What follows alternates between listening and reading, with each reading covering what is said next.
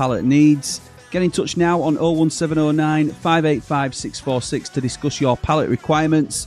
And thank you again to Sonny and the team for their continued support of Ramble FC.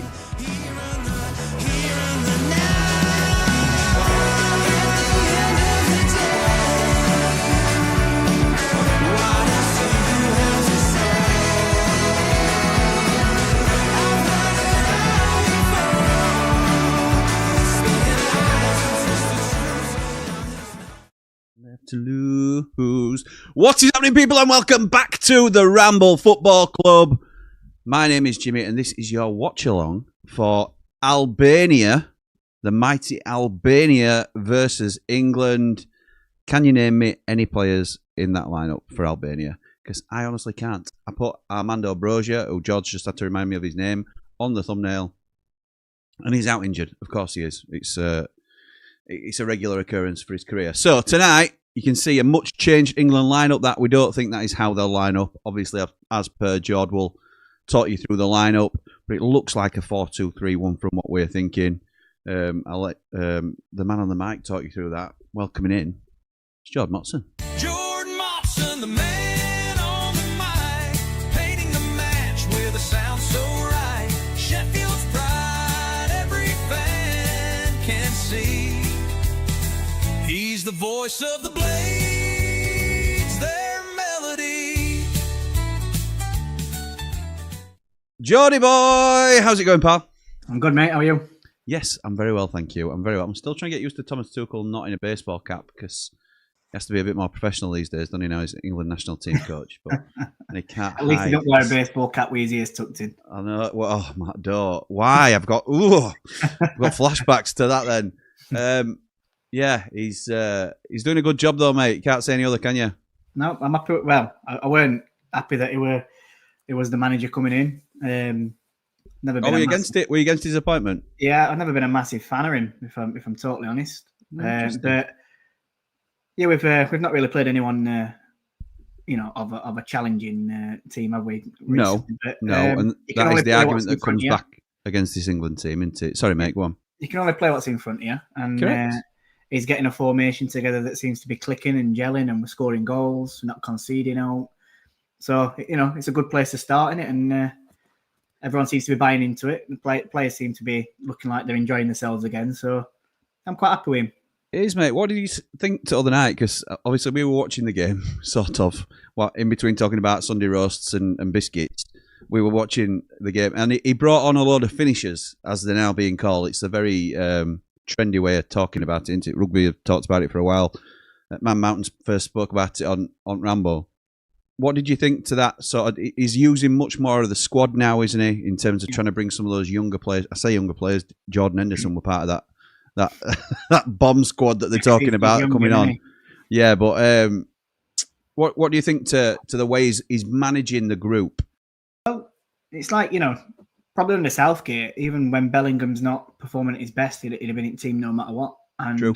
He's sort of saying to him, we've got other players that are getting a chance, and like we were talking about Morgan Rogers, he's taking his chances. You've got to work your way back into this team. So usually here at this point, like today, we'd more than likely have seen Jude Bellingham been playing every game and Rogers getting his chance. But It's opposite way around, and I like it. It's if you're not playing well enough, you're going to get dropped, and someone else is going to take your position. It's good. It's healthy competition, and it keeps players on the toes. So I'm quite happy with it. And other night's performance, it was just I'd say a nice easy stroll. We weren't really. There were a couple of chances that they had, Serbia, but they didn't really lay a glove on us too much. So it was comfortable, and it was that comfortable that we were chatting more about food again, as we love to do on this. We tend to drift into that, don't we, mate? When the game's not capturing our imagination, that tends to be what's happening.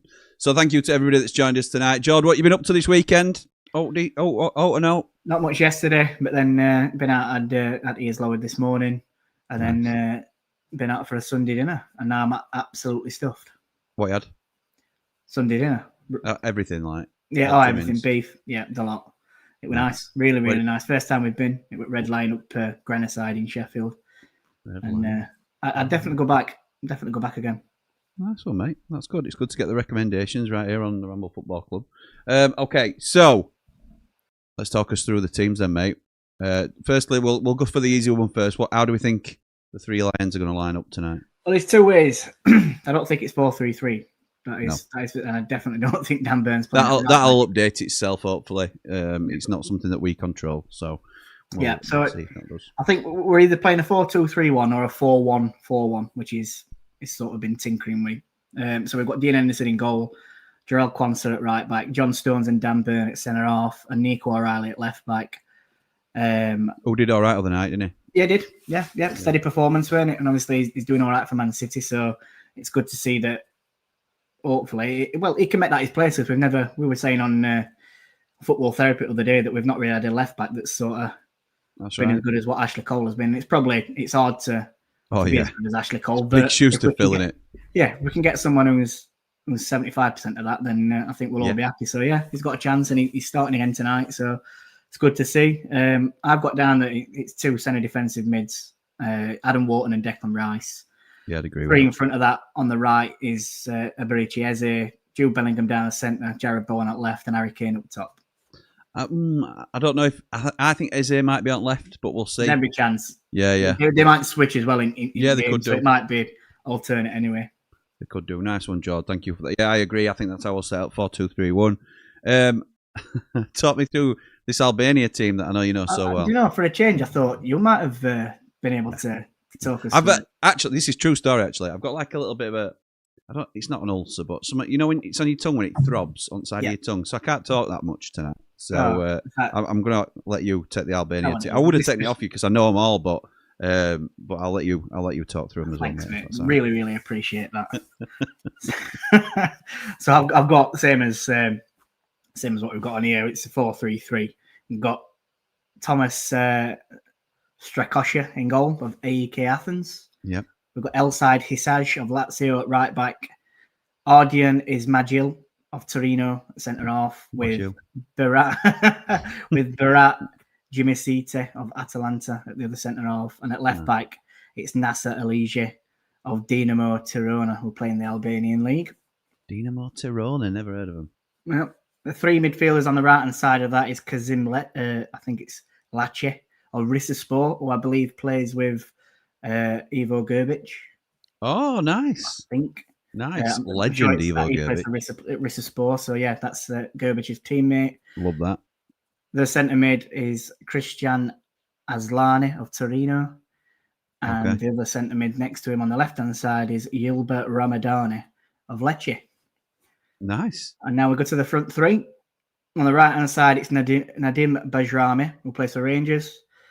The left hand side. Any good, by the way? Hit and miss. He's injured. He has been injured. And he's not really been making the team that much.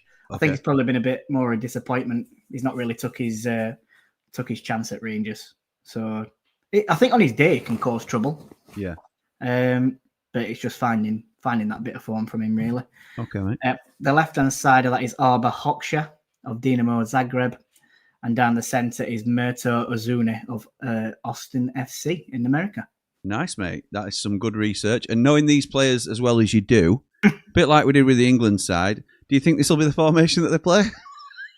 Yeah, 100%. Yeah, definitely, yeah. So that one's bang on. Yeah, definitely. They're probably all in their best positions there. It's probably more going to be a 4-5-1 or something daft like that. Yeah, maybe so. Or a 5-4-1. What you on? Just blackcurrant? Just blackcurrant today. Oh, okay, mate. Okay. I had a Belgian blue at pub earlier, so. Oh, did you? Yeah, very nice. Okay. First one at you. Let's jump into some comments then. Who's starting us off? It's Ian, the gatekeeper. Thou shall not pass. Good afternoon. Had to do a double take of the thumbnail. Thought the Albanian player was a picture of a young Jord Motson. Armando Broja. Hey, get me in that Albanian shirt. I'll do a job. Who have we got now then? Armando Broja. Alex, what's his name? Brooker. Who's the other one that Mel drew? Oh no, you've got one, haven't you? That somebody. Oh, Ruben Sayers. Some people thought you looked like Ruben Sayers. Get over yourself. Well, I'm just saying. Probably a better manager, to be fair. Dave Morwood says, "Afternoon, Jimmy and Jord. Here we go again. I've got my coffee and white chocolate digestives. Oh, yes. White chocolate. I love a bit of white chocolate, but I can't have too much of it. It's a bit sickly for me. I do love it. I can easily eat a full bar of it. Easily. My word. Up all the rambles, up the positive blades, up the positive 5, up the blades, up the positive 5. Like and subscribe, please. Thank you, my mate. Jamie Dumpling, good evening, pal. Evening, guys. Glad to see Dino and Wharton starting. Yeah, Dino, a player close to our hearts as Sheffield United fans. But yeah, Dino getting a chance because he is the backup goalkeeper in this England side, and Jordan Pickford is the number one. We have to sort of have half an eye on what happens after Jordan Pickford as well, although I do think he'll go into World Cup as the number one. Yeah. Adam Wharton as well. I think he's been unlucky because Elliot Anderson's just nudged in front of him, and we were talking about this other night. But yeah, I agree, pal. Jamie says it took his chance in it, Anderson. Yeah. Wharton's not been getting called up. I don't. Were he injured to start with Wharton? I think he has been injured. I think he's done well on it. Yeah, Palace. Palace are a fantastic football team at the moment, aren't they? Yeah, they're doing well. Yeah, so he's had hard lines with it, but when someone else is taking that chance, it's hard. You've just got it. Well, it's hard to get in, but you've got to keep plugging away, haven't you? And that's what Wharton's done, and he gets his chance today. And he's been giving these chances out, hasn't he, as well? And I also agree with you that we've not really had a really tough test yet. So if Anderson's in the side when we play against a powerhouse and he doesn't do the business, then his spot will be up for grabs, most likely, and will certainly be under fire. So it's competitive, and I like it. Be interesting to see, says Jamie, how some of the fringe players do. Yeah, I agree. Daz says, come on, you boys in green. Oggy was subbed off after pulling his hamstring, by the way.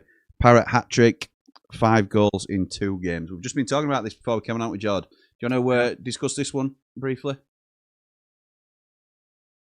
Oh, have you frozen again? You there, Jord? I'm back. He's back. He's back. Yeah, I thought you just didn't want to talk about Ogbenny then. Yeah.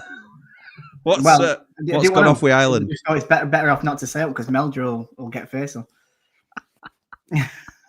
But yeah, no, he come off on 53rd minute, I think, after pulling his hamstring, replaced by Adam Eder.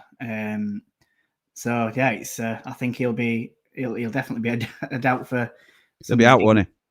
For Sunday's game, usually that's what is it, between 3 and 6 weeks, something like that. It depends on severity. Yeah, it can be longer. So it popped up in chat. I put it in about him getting injured, and obviously a few people were having a good discussion on it, and it's going to be interesting to see how we then shuffle his lineup around, and whether we play a 4-2-3-1 or do we switch to like a 3-5-2 with Sariki potentially coming in as a wing back instead. Yeah, it's options, isn't it? We'll see what happens. Yeah, agreed. Tom says that Irish lad you have on loan from Ipswich went off in versus Hungary. Done his hammy matching on together at the Ramble. Thank you, Tom. Yeah, just been on about that. Jamie says, in fairness, with Jude being out, he didn't really get dropped since he's had a shoulder injury. Yeah, but he's got to get his way back in. There's no doubt for me, Jamie, that Jude Bellingham starts as our number 10 in the World Cup in America. But for Morgan Rogers to get comfortable playing regularly for England, I think is a really smart move in the interim. So, Jaffet, the captain, Tanganga, says it all went wrong after Eki took us up and wasn't backed enough. If he had been, we would still have quality players with 2 years left on their contracts, which would have taken us back up instead of this mess. Just so Jaffet, the captain, Tanganga, also known as Chirac, knows that this is an England watch-along, not a Sheffield United one. And I'm more than happy to talk about Sheffield United with anybody, as you know. But any excuse to have a dig, I think, sometimes. Any excuse. I'm bored of it already. I know. Well, there you go. I think he's been timed out at other channel. That's Blade Ramble. That's why he's jumping on here. Let's create a new account, I guess. Yeah, I think so. Bryce says, as ever, you lovely lot, please keep the chat at a family level and no shouting in the chat, folks. Bry's a big one on that. He's hot on the no caps. Welcome to Ramble FC. Enjoy the chat and maybe a little football too. Absolutely. Jamie Dumpley says, just watch the plan for Jan, Jim. Would you consider bringing Gerbich back as a better backup for Davo? How has he been doing, Jamie? Because the last I saw him, he was very poor for us. But if he's been doing well, then it's worth a conversation. So I do not know is the honest answer. I know he started off okay. Yeah, then he got a head injury, didn't he? Yeah, and then I'm not really sure exactly what he's been playing after that. I'd have to have a good research on that myself and to be able to tell whether it'd be a good choice or not, because they're both Adam Davis and Ivo Gerbich, from what we've seen, aren't exactly great choices, are they? Not at all. Not at all. Brett, also known as Brett. Bisto Brett, who I don't think is yet really fully aware of the conversation from the last stream. But Brett, can you change your name, please? You are now Bisto Brett. You're not taking Darren Anderson on the left over Bowen. Let's hope for a high-scoring game away from England game. Are we confident for the Pigs game? 4-0 Blades. Believe, achieve. I'll be on 3 Mardy Blades discussing that at 8 o'clock tonight. We moved it back a little bit. It's going to be at 8 o'clock tonight. But Jord, this will be your first time to speak on the Derby game coming up this time next week. I was going to say there's been called positive, and then there's probably been called delusional. And you don't think it's going to be 4-0? No chance it's going to finish. If it finishes 4-0, honestly, like I'd be very, very surprised. Do you know, Brett's going with Man Mountain and Rich Carrington. I haven't been offered a ticket. Thanks, Rich, if you're watching. Thanks, I haven't been offered a ticket. Yeah, thanks, Rich. After I put in chat, that I was struggling to get a ticket. Jamie Dumpling's been crawling around him for weeks and hasn't got a sniff. So it's a favourites game at this point, I think. Anyway, that's by the by. Man Mountain has ducked out already of 3MB for the Sunday night, even though it's a 12 o'clock kickoff? Yeah. So he's ducked out of 3MB for the Sunday night because he's going to be in no fit state, whatever the result, to come on and be part of 3MB. So it's going to be a 2MB with me and Dave the Nose next Sunday. I would fill in for him, but to be honest, I'm off out to watch match myself. And if we do win, after last time's ramble on the road, you saw exactly what state I were in. I don't think I'd be in a fit state myself if we win again. Bisto Brett, I would appreciate a ramble on the road from you if that's in order, but we'll see. Hang on, I'll read one more of these, and then I may choose not to read any more. But Chirac says, yes, this summer was disgusting and final nail in the coffin, but 3 out of 5 in the Prem, and only 2 of the players we also have shows massive failures by the past ownership. I completely agree. With that as a sentiment.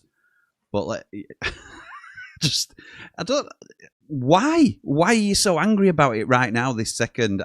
We have done this. We have spoken about this. We can continue to go around in the same circle about it, or we can see how we can get better from this exact scenario that we're in now. So moaning about it at this stage, I don't think does anything about it. But Jord, any final thoughts for Chirac on the Sheffield United?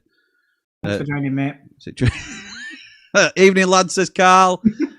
Jordan used to get compared to Bob Harris. That were it, Bob Harris. Thank you. Right. Yes. Ruben Sayers, I can see. Sorry, pal. It's the Alex Brooker. There's that video I can find, Carl. You do realise I'll be able to find you singing Rick Astley, and I will show it.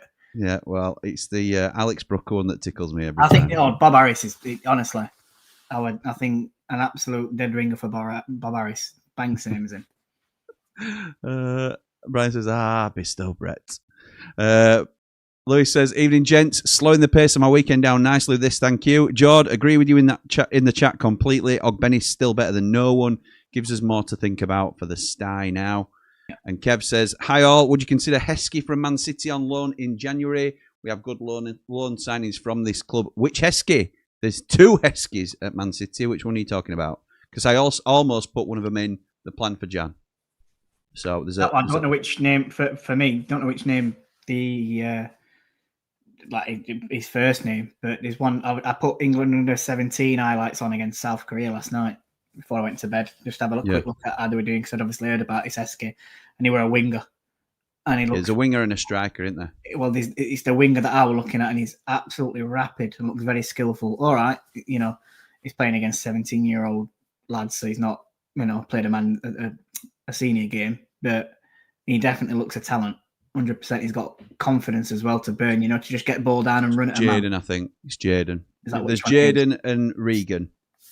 Regan's the one that's slightly bigger, I think, and plays as a striker. But Jaden's 19, winger. Yeah, that'll be him. I don't know then, because can you play under 19s or under 17s World Cup?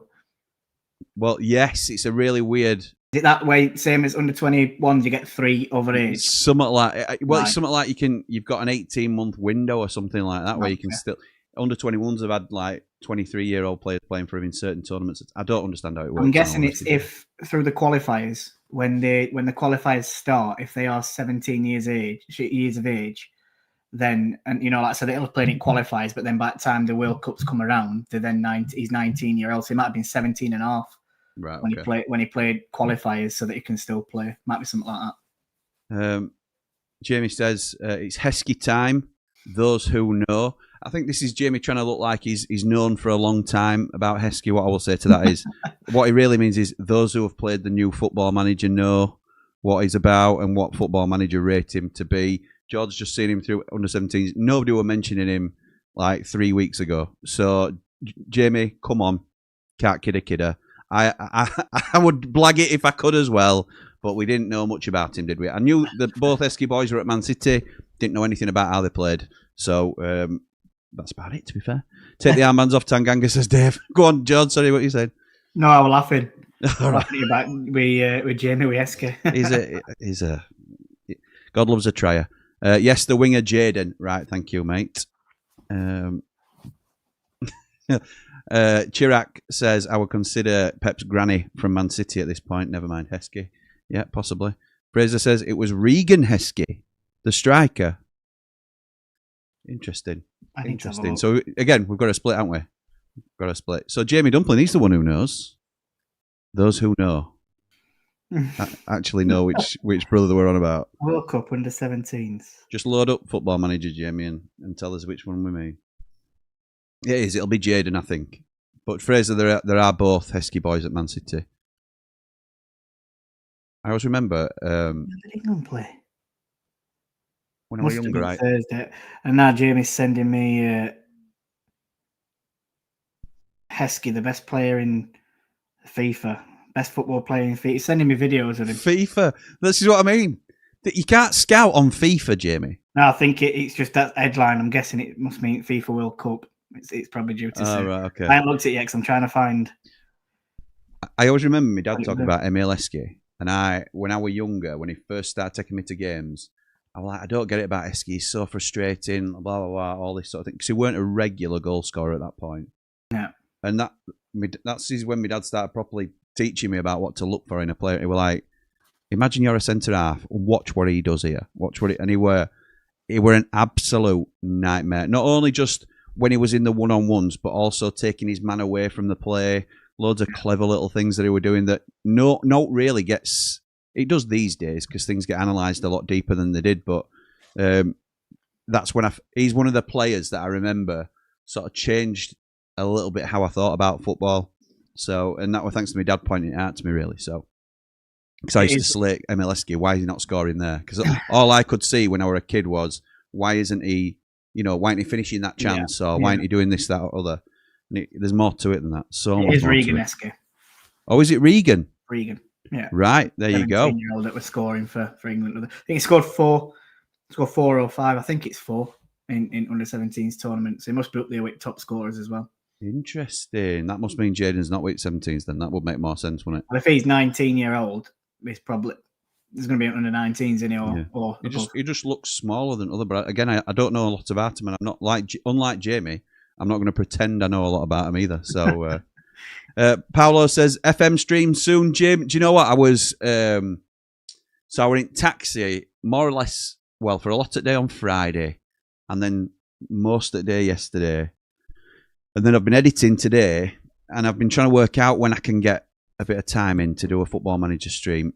I'm not sure when I can squeeze it in, if I'm honest. But if I'm going to do it, I want to be able to commit to it. So, have you played it yet, Jord? Have you got it? New one? I did, but it was when it first come out, and it was like proper beta, buggy, and as in it'd switch off and stuff. And right. So I've not been on it since.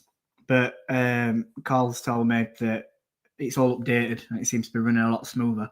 Nice I've just not had a chance to get back on it, so I'm gonna get back on it. Once when I can. I'm thinking about like a play along on Behind the Ramble, but I could go online with Patreon members and stuff. So or Ramblers. So anyway, we'll see. We'll see if something can work out with that. But, yeah, Lee says, what's your views on Jared Bowen as an England player? I struggle to believe we don't have better wide players available for England. Work rate, decent, quality, questionable. Good shout. Is that Bald and Brilliant? It It isn't is old and brilliant, isn't it? I I think. could hardly see his picture there. It's new, isn't I it? think he's changed it, hasn't he? Yeah, I think he has. Bald and brilliant. That's That's all me. Yes. Jared Bowen, I'm not a massive fan of, if I'm honest, at international level. I don't mind him. I don't mind him, but he's certainly not a first choice over Saka on the right. No. Anthony Gordon. There's Anthony Gordon, there's Rashford, there's Madueke. So he's not. He's further down. Madueke will give him a run. Yeah. Rashford tends to be on the left hand side, doesn't he? If he's going to play.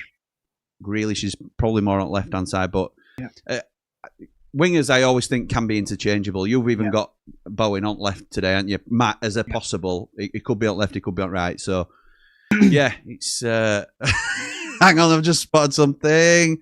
Bisto Brett. Nice. If you trust me to get the goals, then I'll do a ramble on the road. Plenty of pub footage and a mountain to watch to see how long he lasts. The Jaeger train is lethal, although I'm at work 6 a.m. on Monday. Good luck with that, my friend. Can we sign both Heskies, says Kev? Yeah, if we sign both, then we know we've got the wonder kid, don't we? So we're edging our bets that way. So yeah, let's just do that. It was against South Korea, says Fraser. Apologies to Fraser as well, because I said, no, it'll probably be Jaden. Fraser was right. It was Regan. Well said. Was that against South Korea that you saw the goal that you were on about? Yeah, the other day they won 2-0. It could have been more. I think if I remember right, they post twice. There's a couple of good players that seem to be coming through again. It's under 17 level, so they've got a long way to go. But yeah, you know, when you see that they've got natural ability and a natural talent there, it gets you a bit excited about them for the future. Just been watching. They're playing Albanian national anthem. All Albanian players are singing, and there's one England mascot who must be of like joint descent because he's singing away with Albanian national anthem. Are you sure that I know they're in England kits, but don't they just do that anyway? I don't know. Are they Albanian kids? Players, it's opposite. Oh, I didn't know that. Is it? Oh, is it? Is that right? I'm sure if you're looking for the England ones, I'm sure there'll be probably ones in Albanian kits. Yeah, they are. Right. So it's just opposite. Yeah, looking at the kids, they probably are Albanian. They're probably all Albanian kids. Interesting. This is their new ground, isn't it, as well, Albania? Every day is a school day, mate. Every day is a school day. Afternoon, lads and chat, says Luke. Afternoon, my mate. Ramble network save would be decent. I don't know how to do stuff like that, Paolo. I'm sure it's an easy thing to do. I've never really played online before, so we can. But yeah, I'm up for chatting about anything. Bryce says, evening, Luke. Welcome to Ramble FC, mate. Luke's here all the time, Bry. Welcome back, pal. Louis says, Jimmy, interesting Heskey comment that. The infamous Wigan game where we were relegated. Dad pointed out to me things he was doing and how clever he was. Gave our centre-halves a hard day. Yeah. Interesting, isn't it? Under the learning tree. Go on, Jord. Tell you what I remember about that Heskey did, though. He got knocked out cold. And these days, they'd have whisked him off. He'd have been on a stretcher. Oh, yeah. Again, they gave him some smelling salts, and within about 2 seconds, he was back on his feet. And I'll never forget it. I was like, how is that even possible? He like walked off behind goal, round to halfway line, and then come back on. I was like, there's no chance that would happen these days. But yeah, that's one thing that stood out for me in that with Heskey. Jamie says, the video I sent Jord is a Mickey take out of Emil Heskey from like 2013, and he was awful. When you say it was awful, do you mean he was awful as a player, Jamie? Because I don't agree. I don't think you were amazing, but Jamie, I think you were a lot better than him. They can do loads of videos. I mean, Benny Traore looked absolutely fantastic coming to Sheffield United, and it didn't turn out that great. He might have gone on to do better things now, but he weren't exactly out special. They can make videos of him look really good or really bad online. And we are the graveyard for good strikers at Sheffield United. So yeah, Tom Cannon probably looked very good online, scoring 4 goals in one game. But look how that's happened. You were right, Jord. After all that research, they look like they're a 4-3-3. Albania, well done, mate. That's class from you, as always. Kev says, who's the best player you've seen outside of the Premier League? I'll start Lee Trundle. Emil Heskey, Kev.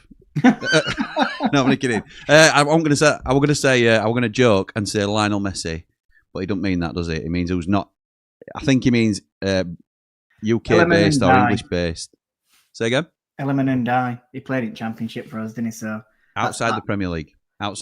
So who's never made it to the Premier League? We've never played in Prem. Yeah. Did Tarat play in Prem? Can't remember if he did. Yeah, I did. He played for Tottenham for a bit. It's put me on the spot. It's a good question, that. It is. Billy Really? Sharp.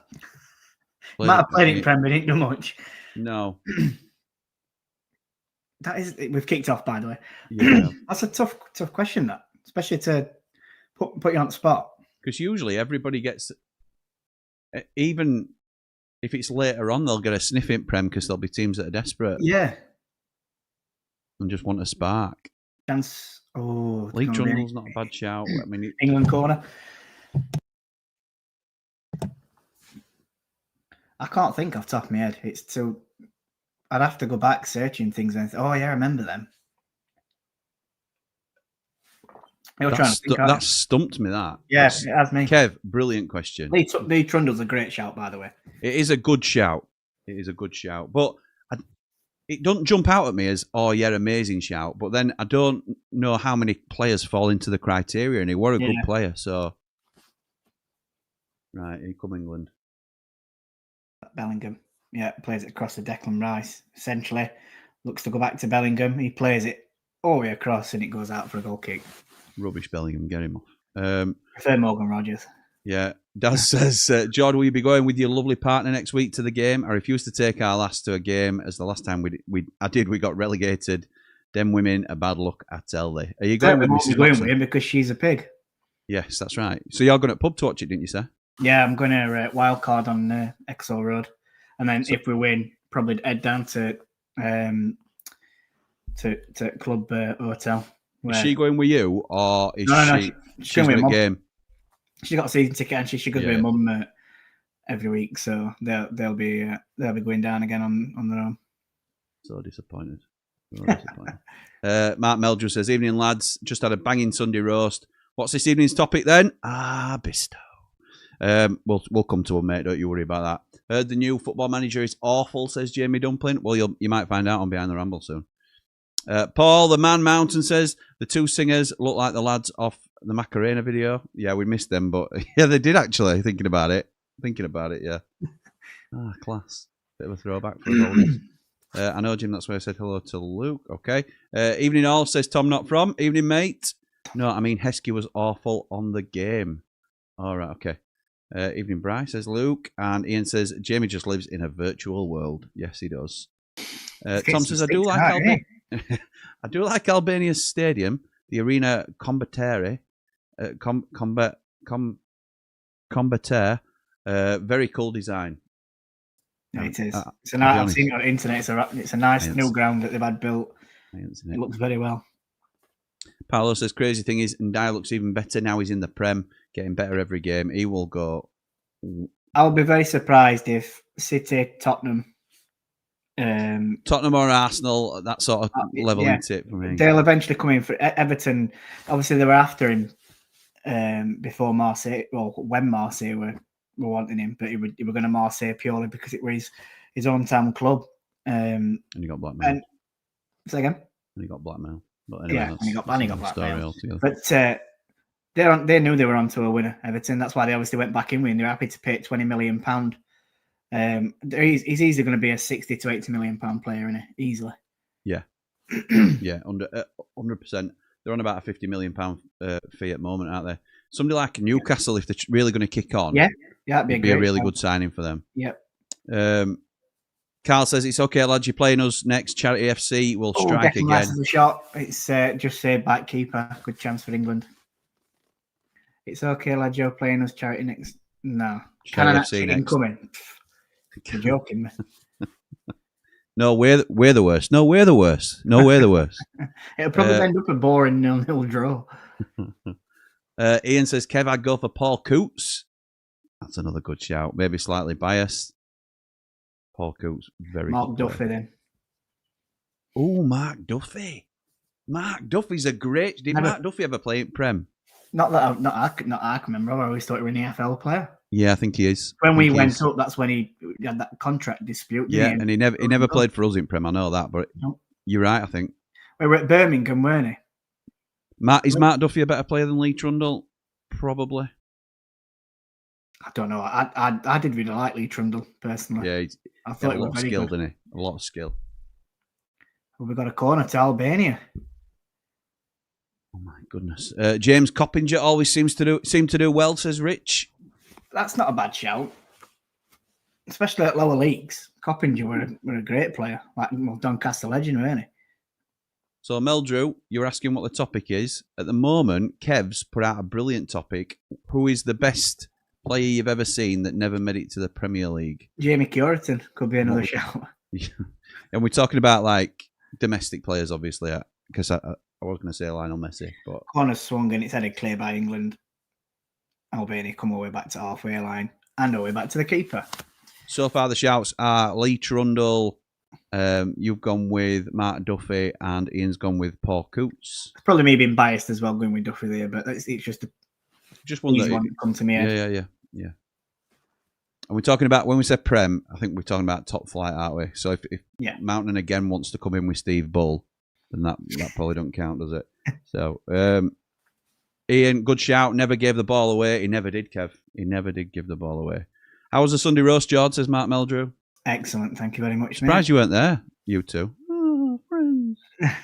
Ramble friends. That's a bit of jealousy coming through here, Jim. No, nothing. Just don't get invited to out. Is that because like Rich didn't invite you to the game at Hillsborough? I don't get invited to out, Jord. You know, you've got face on because you didn't get another invite. Yeah, I've got face on. I have. Alfie May, maybe? Not a bad player. I don't know if I'd class him as a top class AFL player. Cool King says, evening, Jim and Jord. I just hope my topic answers, get my topic answers in early. HP Sauce, Dr. Pepper Zero, Acai, and Scary Spice. Yes. Who was, back in the day, the fittest Spice Girl? When you were growing up, which Spice Girl... You might be a bit young for this, actually. I was always a massive Mel B fan. I'm lucky. Mel B was always the one. Are we really talking about this? Yeah. Yeah. Well, he's mentioned Scary Spice, and I thought, yeah, she was one from my childhood. Who do you fancy? Who's the celebrity that I can never remember who mine is? I don't know. We'll not go with that. We'll not go with that. I don't have one, Jim. There's only one in my life that I fancy. Is she here? Is she there? She's in kitchen. That's what I'm saying. I hope Leanne. Yeah, all right, love. Adebayo Akin Fenway, says Mark Meldrew. Akin Fenway, great shout. Ramazani, says Brett. It's not because he didn't make it, though, is it? He's still... Is he... Were he on loan at Leeds? Or is he a Leeds player that's now... He's a Leeds player, isn't he? Yeah, so he's a Leeds player. They're in Prem. I don't know. Rob Page never played in the Prem, did he? Oh, if Rob Page never played in Prem, that's a right shout. What a defender he was. There's going to be loads that's going to pop through. Yeah, there will. Yeah, there'll be loads of this. Yeah, this could last all stream, to be fair. Mark Duffy went on loan to the top flight in the Netherlands. No, we mean Prem. We mean Prem. What about Matt Murray as a goalkeeper? Good goalkeeper. Did he ever play in Prem? I don't know. Mm-mm. He was a great goalkeeper. Our lass has just said Connor Salmon. Your lasses don't wind up, Mark Meldrew.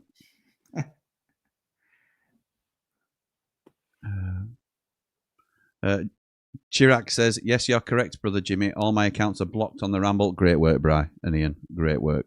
But every show over there, my legacy will always live on in your own mind, my friend. No, I don't mind it, pal. It's just like to go a little bit too far with Dagger sometimes, I think. Jamie Dumpling says, doesn't get invited to out, meanwhile spends hospitality with Matt Letizia for one game, and Rich got another. Oh, shut up, you, Jamie Dumpling. Baby Spice. I was never a Baby Spice fan. Mel B. Sporty Spice. Would you? Not wrong, we've been at Mel C. Baby Spice, says Paolo. Sporty Spice, says Aid. Aid knows. No, I'm not feeling it.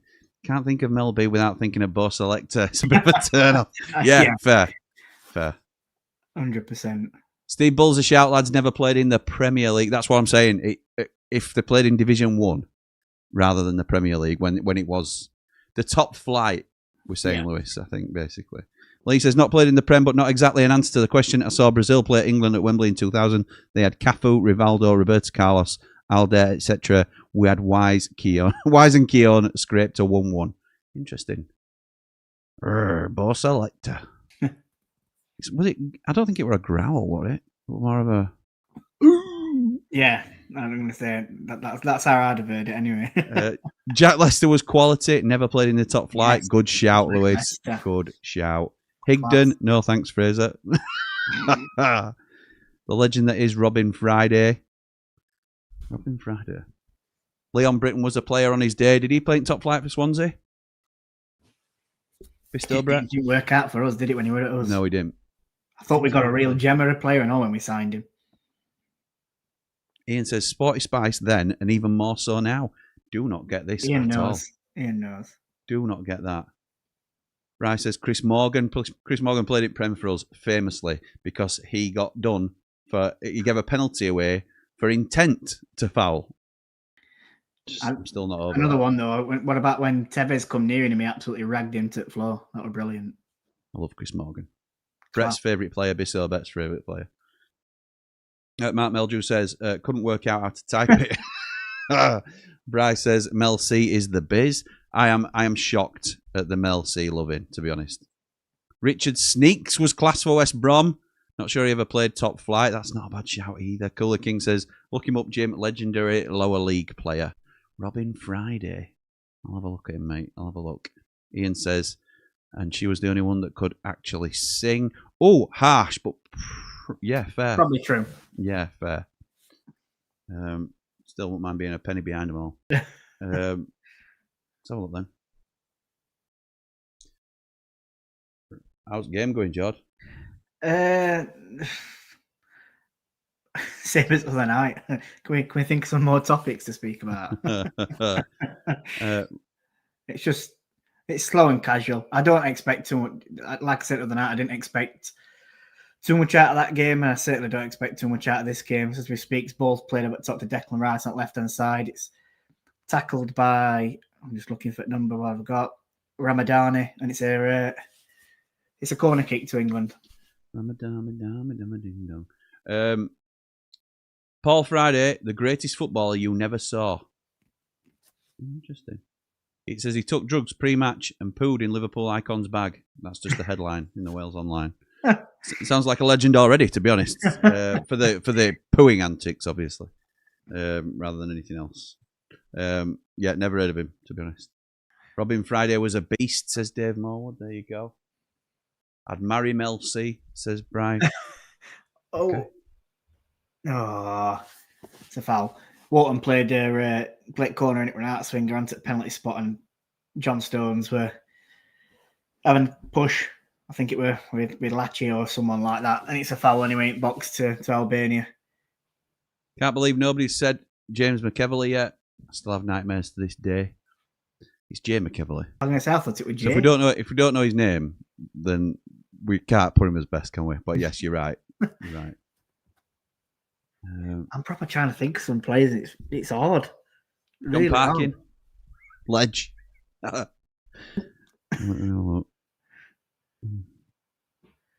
There's got to be.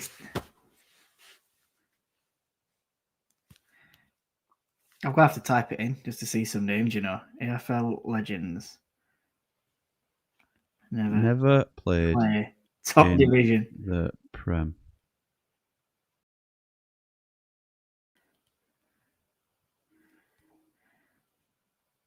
Can you name the current Football League teams? No, that's not what we're after. I know, it's come up with. I'm trying to look at bleeding legends, and it's coming up with teams. English clubs. Oh, top 5 players who have never played in the Premier League. Top 5 English players. Well, that's not right because they've got Lee Trundle in this list, and I think he's Welsh. Oh no, is he Scouse? Lee Trundle, Robin Friday. So Joe Bellingham is number 5. He's still playing though, isn't he? Lee Trundle, number 4. Steve Bull, number 3. I'm not having Steve Bull because we're on about Jamie Gittins. He now plays for Chelsea, but he's yet to play in the Premier League. It's coming up with players that are still playing. I'm more thinking of players that are probably retired now. How have we not thought of this one? Jude Bellingham. But obviously, it's a caveat, isn't it? It's more. Yeah. I think the sentiment of the question is more about, oh, we're never quite good enough to make it to the What Prem, about but Andy Reid? the best of the rest. Did Andy Reid never play in Prem? Andy Reid says a Nottingham Forest cult hero who may not have been mobile enough to play in the top division, but had more natural ability than many Premier League players. So I'm guessing he never played in Prem. If he never played in Prem, then that's winning so far for me. Andy Reid, incredible player. Billy Painter, remember him? Yeah, I do, yeah. He's getting a mention on here.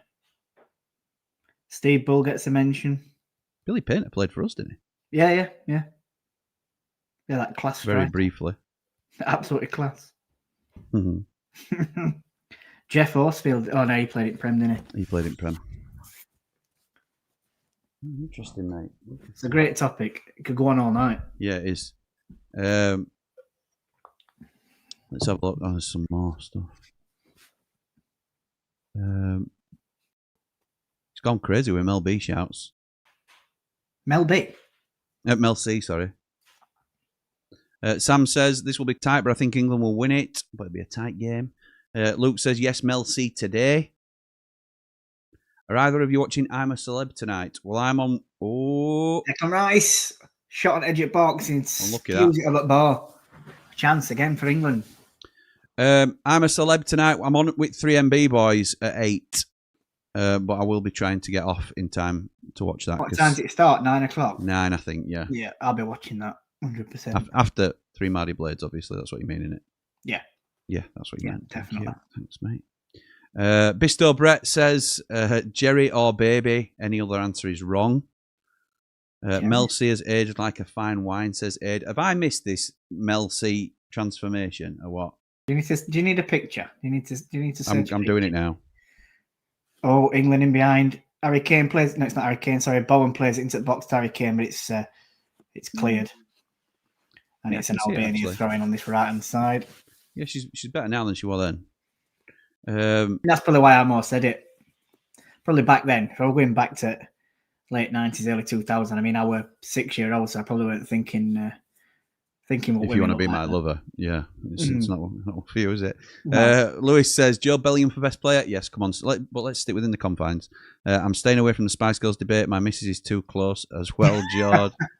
Lewis, who is shout out to Rachel. Lewis, Ledge. another Blades Rambler. Welcome to the Punching Club. We are punching. proud flag bearers of the Punching Club. Myself, Jord. Lewis is a definite top-notch puncher. Yeah. Who else have we got? There's plenty in there. There's plenty. Dave the Nose, Man Mountain. We're all in the club. We're all in the club. Holly says, "Oh, it's a shot from Hisaj, the right back. He's come forward. He's about 25 yards out. Opens it up onto his left foot. Takes a curling shot towards top corner. Dean Henderson's right hand side, and what is it about?" A foot over at crossbar, but it was close. It looked better when he first shot. It's a bit further away than you think when you see it replay, but good effort. Did Darren Huckabee play in the Prem? Yes, I think he did. Norwich, didn't he? He played at Norwich in Prem, I think. Brian Adams and Mel C. When You're Gone is a tune, says Mark Melju. Banger. Well, I like a bit of cheese like the rest of us, but there's a line. There's a line. Yes, Richie did, says Marco. Always played well against us. Did Hooks? Yes, he did. Cooler King says, I was going to say the striker David Kelly. Looking him up now, I just see that he played in the top flight loads. You live and learn. You certainly David do. Kelly, didn't we have someone on our books as a assistant manager? Assistant manager, yeah. Is that him? Yeah, I think so, yeah. Oh, nice. Huckabee played for Cov. He played for Cov. He played for Norwich. He played for Leeds. Did he play for Everton, or have I made that up? Pardon? Did he play for Everton, Huckabee? I don't think so. Don't think so. I might be wrong. Jamie Kirton. Did you say Man City? Man City were one of them, weren't it? Yeah, he played for Man City, I think, before they were a powerhouse, yeah. Yeah. Andy Reid played for Sunderland, but was that in the Prem, Marco? Probably was, actually, around that time. I'm only going off of internet there, so I could have got it wrong. Great shout, Lewis. Reid was at Spurs. Of course he was. David Nugent. Did David Nugent not play in Prem? Yeah, signed for Everton in Prem, didn't he? From Preston. Neil Harris is a great shout. Neil Harris is a very good shout. Andy Reid was a privilege to watch play, says Fraser. I agree with that. We had him on one, didn't we? Hopefully I'll find some paint to watch dry while that celebrity rubbish is on. Yeah. Well, 3 Mighty Blades might still be on, so we'll see you there, Bri. Here come England now. Okay, these have just got every man behind the ball, haven't they? Yeah, they have. Bowen takes it to byline, tries to cross it in. That's just going to be cleared by Albania down line. He's done well. Yeah. He's done well. Let's get a throw-in. Throw-in to Albania. I thought it were a foul on Stones. Carl says, Andy Reid played for Sunderland under Keane, I think, didn't he? Bit of a left field shout, but David Johnson, the old Forest and Ipswich striker, was class. Yes, he was. Yes, he was class. And then did he play in Prem for Forest? Not sure. But I know he turned up at us and I think he scored probably 1 goal. Yeah. We all had him on loan, didn't we? I think it was a January loan that we got him in. David Johnson came to us on loan? Yeah. Can't remember that. I remember I went away. I went to watch United at Stoke. I love David Johnson as a player as well. I thought I'd remembered that. And he played. He came on. Yeah, to be honest, he had the same hair as what Eze's got now. I remember it. Bloody hell. I do believe you. I always believe. I just want to see if I can see a picture of him in a Sheffield United shirt. David. It was a short loan spell. I remember it. I don't doubt you, mate. I don't doubt you. I just can't remember it. Yeah. He later played for Ipswich Town, Nottingham Forest, as well as on loan for Sheff Wednesday, Burnley and Sheffield United before a back injury ended his career. Is there a picture of him in a United shirt? No, I don't think there is. I mean, how many appearances did he make? I don't think it was that many. David Johnson, stats by club. He played for 4 times for Sheffield United.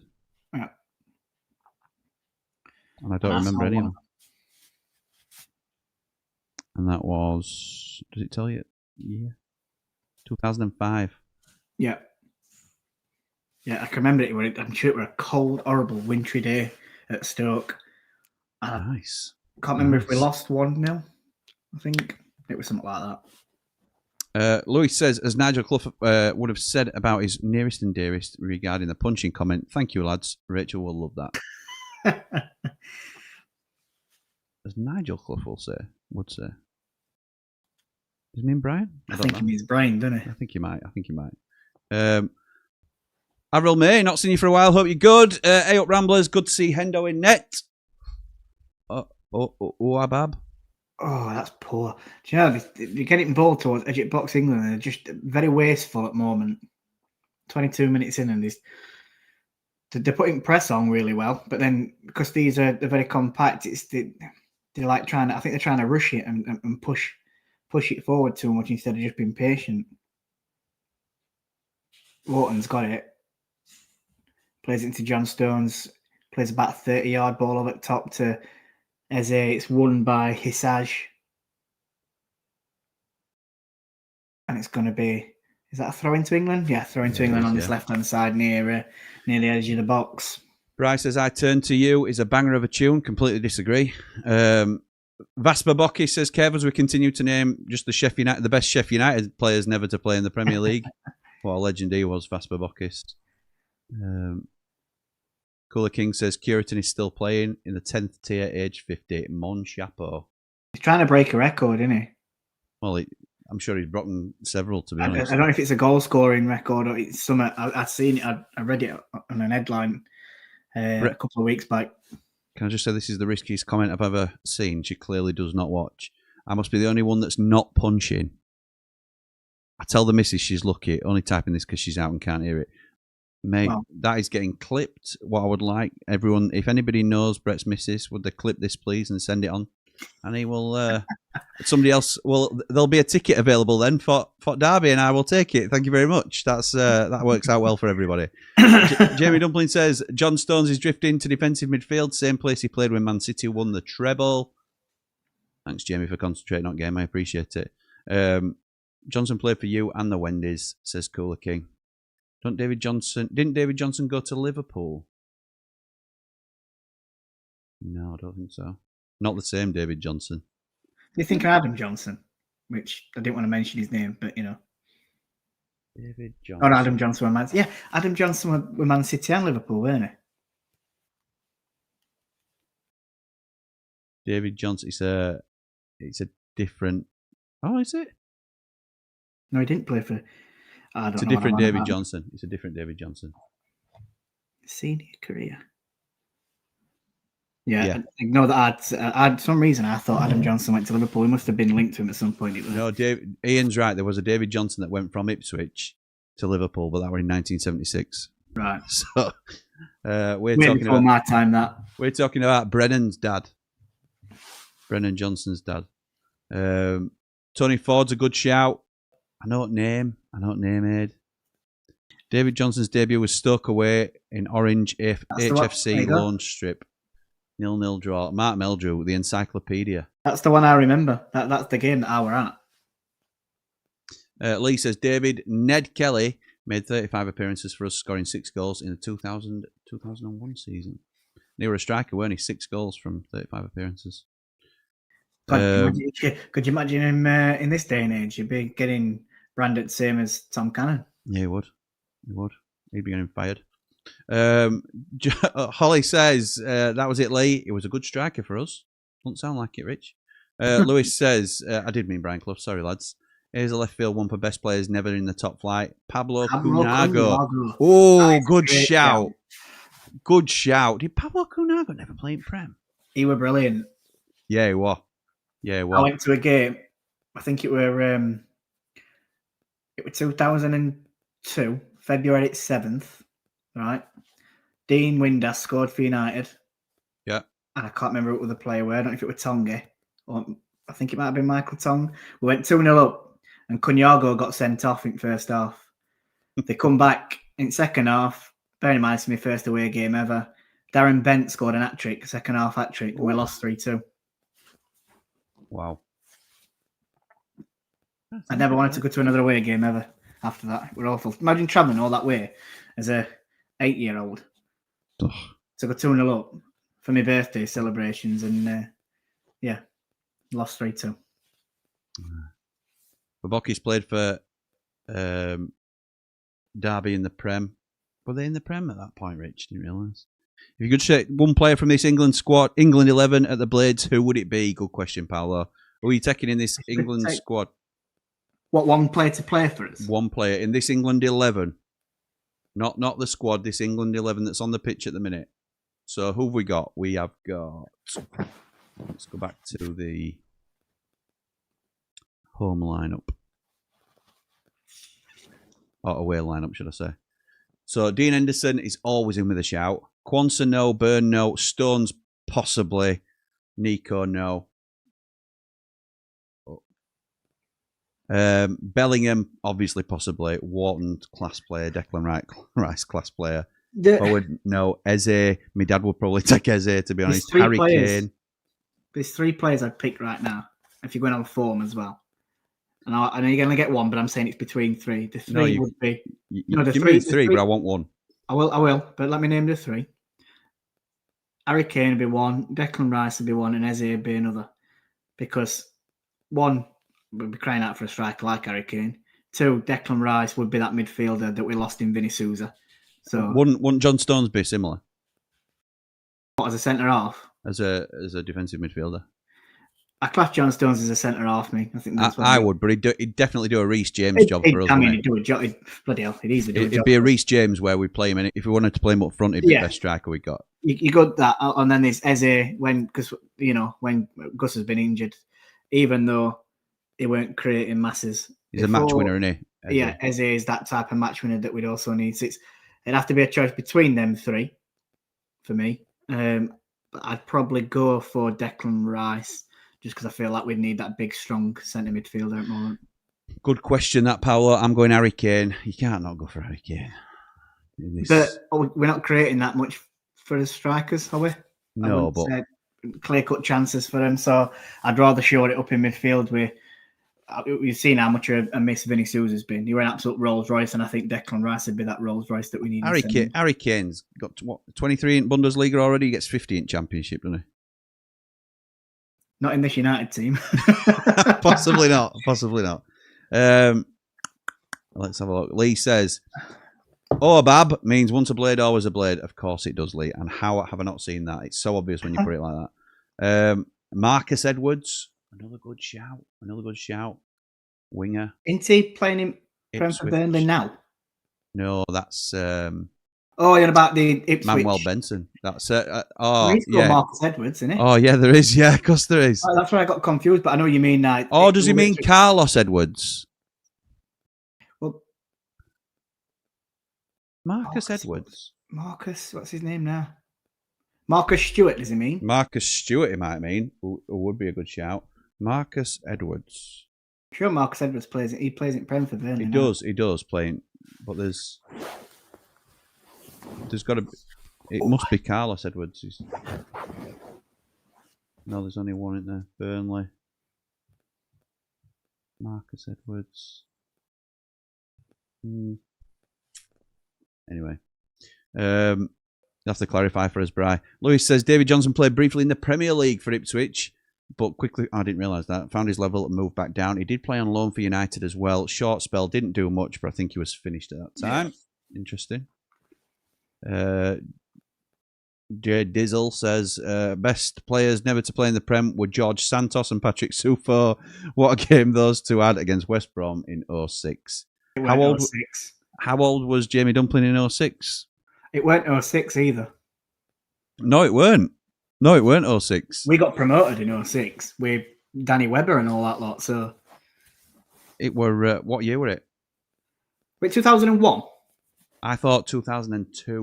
But yeah, we're at 2001-2 season. So Battle of or at 2001 season. It's around that time. 2002. Yeah, March 16th, 2002. Yeah. At least I got the summer right. I do doubt my knowledge sometimes. Is that another one that Jamie's tried researching? Yeah, it is. Yeah. Again. Yeah, it is. It is. Football Manager doesn't tell you everything, unfortunately. This Ian means Glenn Johnson, who played for Chelsea. Showing me age, says Ian. 6 goals in 35 games. He'd walk into your current side, says Cooler King. All right, pal. All right. Harsh but fair. Cooler King, that's low but true, says Luke. What Bamford's going to get if he plays every game until the end of the season? That's going to be a big talking point tonight, I think, on 3MB. Will he play a part at Hillsborough? I think he'll play a part. Do you? I think he'll play a part, but he won't start. I think it'll probably be Ings and Campbell up top. That's what I'm going for. I've got to think about that. In fact, I'm on with our James tomorrow. I was going to ask you about that. Whether you're doing another Steel City Showdown? Yeah, Steel City Showdown. He'll probably come on drinking his Budweiser again because he's going to be in a happy chap at the moment, isn't he? So yeah, but they're bottom of the league on minus points. But the thing is, they expected it, didn't they? Oh yeah, expected it. Yeah. We certainly didn't, to be fair. And that's it, isn't it? That's what they have over us. It's no one expected United to be where we are, and everyone expected Wednesday to be exactly where they are. So that's true. Marco says used to love doing Windass 8% body fat vest on every game. Yeah.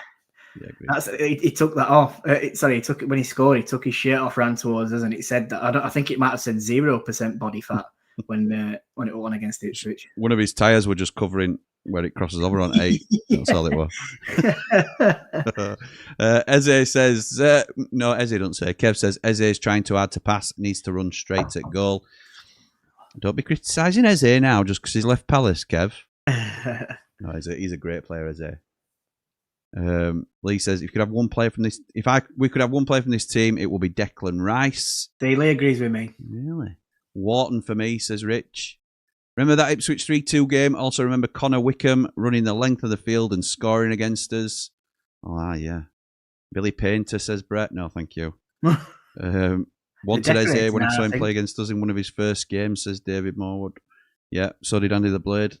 Yeah, Declan Rice for a free kick. He plays it at backstake. Harry Kane. No, it went with Dan Burn. Why did he head it backwards? Why did he just head it?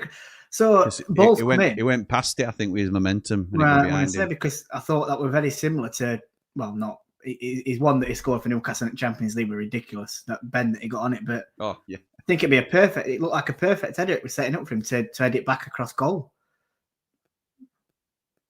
Dean Ensign now collects it. England no rebuild. Has Jack Clark not been in the Prem? Yes, he has. Yes, he has. Jamie Dumpling says Rice recently for both England and Arsenal is now more of an 8 than a 6. So the Vinny replacement, I think Wharton's more like for like. That's on the question about taking England player to United, by the way. Yeah, I know, pal. Lewis says one player from this squad to play for us, Harry Kane, didn't even need to think about it. There you go. That's right. Lewis clearly knows what he's talking about too. It was there last season, Bri. Yeah, in the Prem. Yeah, he was. Marcus Edwards at Tottenham, but never played in the Prem. Edwards is about to start his 4th season at Sporting, one of the leading lights of Portuguese football. He's signed for Burnley. Yeah, I think we're on loan at Burnley. And I think Wikipedia's doing you dirty here or something, Bri. Clause. Yeah, he went on loan to buy to Burnley last season, and then they bought him in the summer, and he's been playing in Premier League for Burnley this year. Oh, yeah, come Albania on edge of box. It's that wide. Still only 25. Crossed in. Oh, it's gone past everyone. Eze comes away with it into Jude Bellingham. He turns, he's running through centre weight at the moment into Harry Kane. Holds it up, he gets brought down, does really, really well. Bellingham's coming through now. He plays out wide to Bowen into the box onto his right foot, has a shot across goal. It's a good save by the keeper. It Corner is a good England. save. It is a great counter-attacking move from England, though. Very good. Come from them, didn't it? Having ball down wide and then playing it across, it missed everyone. And then as he played it out to Bellingham, and it just created the move. A good effort from Bowen as well, because he takes it. Is Bowen right or left-footed? He's left-footed, I think, predominantly. He can use both, though. But that's what I thought. That's why I didn't know what his actual predominant foot were. But if that's where his weaker foot, he did well because he took it onto weaker foot and obviously hit it across goal. And it was a good save from keeper. It's going to be Adam Wharton to take corner, left-footed, so it'll be an out swinger from the left-hand side. Sticks his hands up in air. Kill towards penalty spot. Kwanzaa has an header straight at keeper. Oh, unlucky that. Bald and Brilliant Leeds just messaged me saying fair shout on Harry Kane being the one to pick because here are his stats. He screenshot me his stats. In the Premier League, he's played 320 games, scored 213 goals with 49 assists. In the Bundesliga, he's played 73 games, got 75 goals and 21 assists. In the Champions League, he's played 61 games, 45 goals and 11 assists. That is an absolute elite level striker. Do you know there's people like Ronaldo, and I'm on about number R9. If you'd have told me that were Haaland's record, I could believe you. Yeah, exactly. That's what I'm saying. You've got Haaland, you've got R9, old legends that had good record, Alan Shearer's record and all stuff like that. If Harry Kane's name don't ever get mentioned as an elite level striker, then it's crazy. Mario Dewberry could be the future, says Kev. Dave AF Villa Lloyd says, come on, guys, hit that like button. Thank you, Dave. You'll do for me, even if I can't say your handle very well. Lewis says, can't mean Marcus Stewart didn't have that one. He had that one season at Ipswich where he got 20 plus in the Premier League. That's not a foul. Oh, that's a joke. Just because Wharton's want ball and he's gone rolling around. I'd like to see that again because from in play, ball gets played into their number 16, or I believe, come on as a sub. No, it's not. Wharton is the 16. We're at 40. We're at Lecce. Or Lecce. No, it weren't number 8, so Aslani. Play wins ball. Oh, he does, aye. Wins ball. Nice and clean. It's a sliding tackle on Aslani. And he goes down holding his ankle as if he'd been shot. And referee books him for it. Never been a foul. Let's have a look. Did Marcus Stewart play in the Prem? Yes, he was. He continued his great form for Huddersfield for the next season. Oh, this was Ipswich, being the Premier League's second top goal scorer and the division's highest English goal scorer during 2000 to 2001 with 19 goals for Ipswich. Well done, Lewis. Knowledge is the bomb. Am I wrong in saying this as well? Is he currently got what? Go on. Yes. What? Yes, Rob motor neuron disease. Motor neuron. Yeah.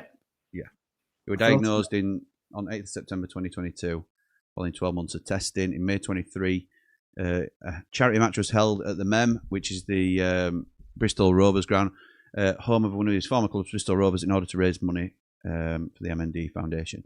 And I think that's Stephen Darby Rimmer MND Foundation. I think that's Stephen Darby's linked foundation. Marcus Stewart was the assistant manager at Bristol Rovers when I was scout there. Our first team scout at Bristol Rovers when he was assistant manager. Very nice fella. Rang me and would have a chat with you about anything. And I'm like, at that time, I'm like, yeah. Yeah, so crazy. Yeah, wishing him all the best. Hope he's okay. Yep. Brian Stock. Now then. Brian Howard. Did Brian Howard play? Yeah. Former Donny Rovers player, went from Donny to Burnley, then Havant and Waterlooville. He's definitely been on Google searching that. Yeah, he definitely has. You don't know that. Here's one for you. How many goals does Bamford score in his Blades career? Bry immediately jumps in with 15. Aid says 4 goals, 2 assists by Jan. He'll have retired a bit long before he gets anywhere near 15. Bry says, Cooler King. How many do you reckon? 3 and 2 assists. Do you reckon, what, before Jan? Yeah. So you're saying big success? I'm just trying to remain positive. Honestly, it's so wide open. Nobody knows what we're getting to there. Nobody knows. I'm hoping and it could be anything from 0 to 10, couldn't it, by end of season? I'm hoping he gets 3 or 4. The high probability he'll probably get 1 and make about 3 appearances because he's been injured quite a bit. He's not had a pre-season. You know, is he going to make that many appearances? Is he going to be a last 10-minute cameo? And sometimes them 10-minute cameos could be that we're 1-0 up in that game and he's brought on to try and outball up and we're not really attacking. So is there a potential he could be a David McGoldrick type signing where he's not really expected to come in? Or Tyrese Campbell were similar. Obviously, he's a very different player to McGoldrick. I don't mean that in terms... He won't go down as a cult hero like McGoldrick has, but could he surprise us and be a real influential player for Sheffield United this season? I think if he can find the form that he found probably 4 years ago, then yeah. But it's a big ask, isn't it? It's a big ask. Huge ask. Avril says, can we doff our Blades hats at Billy Sharp? Still doing it in red and white. 700 league games. Not bad for a fat lad from Sheffield. Mon chapeau, Billy Sharp. What a legend. We'll always acknowledge Billy Sharp. Well said, Avril, says Mark. Some webpage called Yardbreaker Gym with all that Edwards info. Closed it now because it must be all James Coppinger. Yeah, I think it were Rich. Jude Bellingham on edge at box. Oh, he plays it into Declan Rice. Was a shot across goal. Offside. I think you were offside anyway. Just a bit of indecisive moments there because Bellingham could. Rice had met run, but knew he were going to be offside, so he stops. And I think if Bellingham takes another touch there potentially, with them expecting the pass, he'd have had a free shot on goal there. Kev, you've got to know your audience, pal. And I know we're an open football channel here. And we'll talk about anything.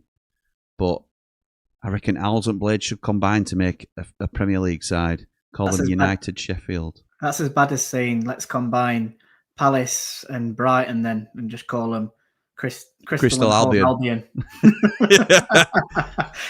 It would be Sheffield City, let's be right, if we were to combine. But it's not going to happen. No. It will never happen. Oh, Declan Rice offside again. Well, its kit would probably be similar to Crystal Palace then, wouldn't it? We'd have to have red and blue stripes. Yeah. Ugh. Makes you feel sick. Time out coming your way, Mr. Benson, says Bry. That's your first warning. Cooler King says, no, I meant his entire Blades career, however long that is. So you have to make a judgment on how long he'll be there. I will say 10. I think he'll make it to end of season. I'll say 8. I'll say 8 I goals. think we sign him till end of season. Yeah. And he'll score 6. 8, I'm saying. 6 and 8, that's not a bad shout, I suppose. Didn't know you were a scout at Rovers, Jimmy. Nearest league club to me. You're an honorary gashead. I certainly am. Yes. I had a good time at Bristol Rovers under John Ward. Patrick How long did you Adjaman. spend scouting then, Jimmy? Say again, mate. How many years did you spend scouting? About 5, I think. About 5, and then I packed in when my girls were born. So I've not been doing it nearly 10 years now. I've not been doing it. So it's not what you know, it's who you know, eh? Yeah, it is, yeah. That's how you got into it, weren't it? Well, I got into it because I offered to work for free Right. initially. That's how I started. I could talk. I think I've spoken about this on Ramble before. Yeah. But I wrote to all 72 league clubs, and asked them if they'd take me till end of season. So there were about 3 months left, and if I proved myself, then give me a chance for a contract, and Yeah. I got a contract. So, Fair play. Not quite as good as your father, but it's a good effort. That's what he says and all. No, I don't. Football is always about who you know, by the way. Unfortunately. Yeah, I can imagine. Unfortunately. Kev Benson, more of a chance at pigs flying above Swillsborough. Fraser says, have to agree with Kev there, although it'd never happen. Yeah, agreed. Do Wednesday get into positive points by the end of the season? Yeah, I think. Well, it depends. They might get another 15, might they, soon? So we'll see. Yeah, it all depends, doesn't it, on what chance Series going to want. Yeah. I think Blades Ramble should combine with. Behave yourself, you. Martin Eldrew, you're a joker. I offered that at one point. I bet they wish they took it now. Behave yourselves. Avril says, wash your mouth out with soap, Jimmy. Soz, but no way we merge with them. I'm not suggesting it, Avril. I don't want it. No way. No. It's a huge, big fat no from me. So I'm with you. Bamford to score a hat trick. Time in this game. Oh yeah, Bamford. Ever so entertaining. We're watching a game, aren't we? Oh dearie me! Bamford score a hat trick in the derby. Can give him a contract till the end of the season if he does that. Are you seeing this right? Did you just miss that? Yeah, I missed it. What happened? So, usually has he swapped shirts? Yeah, at the end of the game is usually when they swap shirts, isn't it? An Albanian player has asked Jude Bellingham for his shirt at half time, and they've swapped shirts. It's a competitive fixture as well. It's not a friendly. I know. What is the game coming to? Honestly, it's embarrassing. Ridiculous. You don't. If you're going to do it, you do it when you're in tunnel, don't you? You don't do it on the pitch for everybody to see and judge you like then we are. He could have turned around and spoke to him and said, "Jude, can I have afterwards? Finished, can I have your shirt?" Yeah. It's embarrassing. I know Bellingham will do with that Albanian shirt. It's probably either chuck it in a suitcase that he's got at home, or he'll raffle it off. He's not going to want that, is he? You never know. Scotty says, not sure if it's been mentioned, but Ogbeni got injured for Ireland today. It's suspected to be hamstring. Yeah, it has, mate. Look, I know a lot of us Blades, which I know the majority of us here will be Blades, but we've not been, the majority of us haven't been overly impressed by Ogbeni. The last thing you want for any player, whether it's your own or anything, is an injury. So fingers crossed, it's something he can get over quickly. It gives Sheffield United a problem for the derby game, in so much as whether we rate him or not, Wild has been picking Ogbeni for the majority. I know he didn't start last time out, but it's got to be a huge opportunity for Andre Brooks now, isn't it? Surely. You would call him Andrea? I always call him Andrea. I never call him Andrea. I don't know who that was. I can't remember. Was it Chris Walker? It does sound like it. I don't know. The more and more I listen to it, it sounds Andre like Walker. Andre Brooks. Andre Brooks. I can hear the ear at the end. Andre Brooks. Andre Brooks. I thought it were Andre. Is it the? I thought it were Andre Brooks. Is it the West Yorkshire accent? You think Andre? I don't know what it is. It just sounds like you're saying Andre. Andre Brooks. Andre, no A at the end. Brooks. I had an auntie Andrea. Darren O'Keefe says, so I know how to say the name is my point really, but if they were to amalgamate both Sheffield clubs, can you imagine the security involved? And that would just be to keep the Blades and them apart. It won't happen. It won't happen, Daz. There's more chance of them just going out of business completely. And I don't think they will at this stage, obviously, by the way, but there's much more of a chance they go out of business completely, become extinct, and become Wednesday of the Sheffield in National League Juniors. And a lot of the Wednesdayites will come over to United then on sly without us knowing about it and pretend that they were always Blades. That's what will happen. Or they'll go to Sheffield FC. Louis says, Kevin, if the Sheffield club was merged, all of us would just walk off and start Blades Phoenix Club. Yeah, I think I won't. I think that's probably what they'd do as well. You get a significant portion of both clubs doing that, I think. Yeah. What could be the Phoenix Blades Ramble? Something like that. Lee says, Bamford stays until the end of the season, scores 2, assists 1, and when the ink is dry in his extension, he misses 4 months with an injury. I'm still not having him. Oh, bald and brilliant. That's our Lee. Although I probably feel that way, as I've only seen one good derby match bouncing day. The rest have been dross, says Fraz. Yeah, I wonder which one he's meaning. Bouncing day, obs. Swapping shirts at half-time. Game's gone, says Paolo. Completely agree. Bryce says, I did say chatting a bit of football, Jim. You did, mate. You did. That's fair. Kev says, hi, all the worst signing in your lifetime. Watching the Mighty Blades. The worst signing in your lifetime. Watching the Mighty Blades. Dean Hammond's up there. Dean Hammond, Martin Wolford. Connor Salmon. Yeah. My dad would say Ollie McBurney, but that's ridiculous. Ryan Brewster's in the conversation just because of the money we lost on the transfer. Dries Boussatta, just purely because he played about 4 games. Yeah. 4 games, and then he come off after, I think he got subbed on, and then 10 minutes later, Warnock subbed him off. And then John Ebrell. God, there's loads. Yeah, there are. What keeper? Baxter? Right. Lee Baxter. Yeah. Gerbich. Verips. Oh, God, Jesus. Zivkovic. Yep. Panagiotis Retsus. I had the thing high is, hopes he's for actually him. turned out to be a decent player. Was it? He's played in Champions League. I had high hopes for him when he came to United. Yeah, I but did. He couldn't get Bash's spot, so. No, I'm sure he's. Is he at Olympiacos now, or? He might be. I'm sure he's at one of Greek teams. Let me have a look. Just as an immediate answer, I'm going Dean Hammond because it jumps out at me, but there are several that you could refer to. Half-time shirt swaps, utter woke nonsense. Jamie, do you know what woke means yet? Put it in the chat. Don't just Google it. Geez, Kev, how long have you got, says Bright. What happened to the hustle, Jim?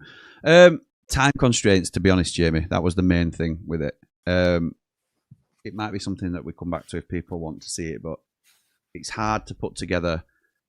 It's and it's just very time consuming when I've got an awful lot of other stuff on at the minute.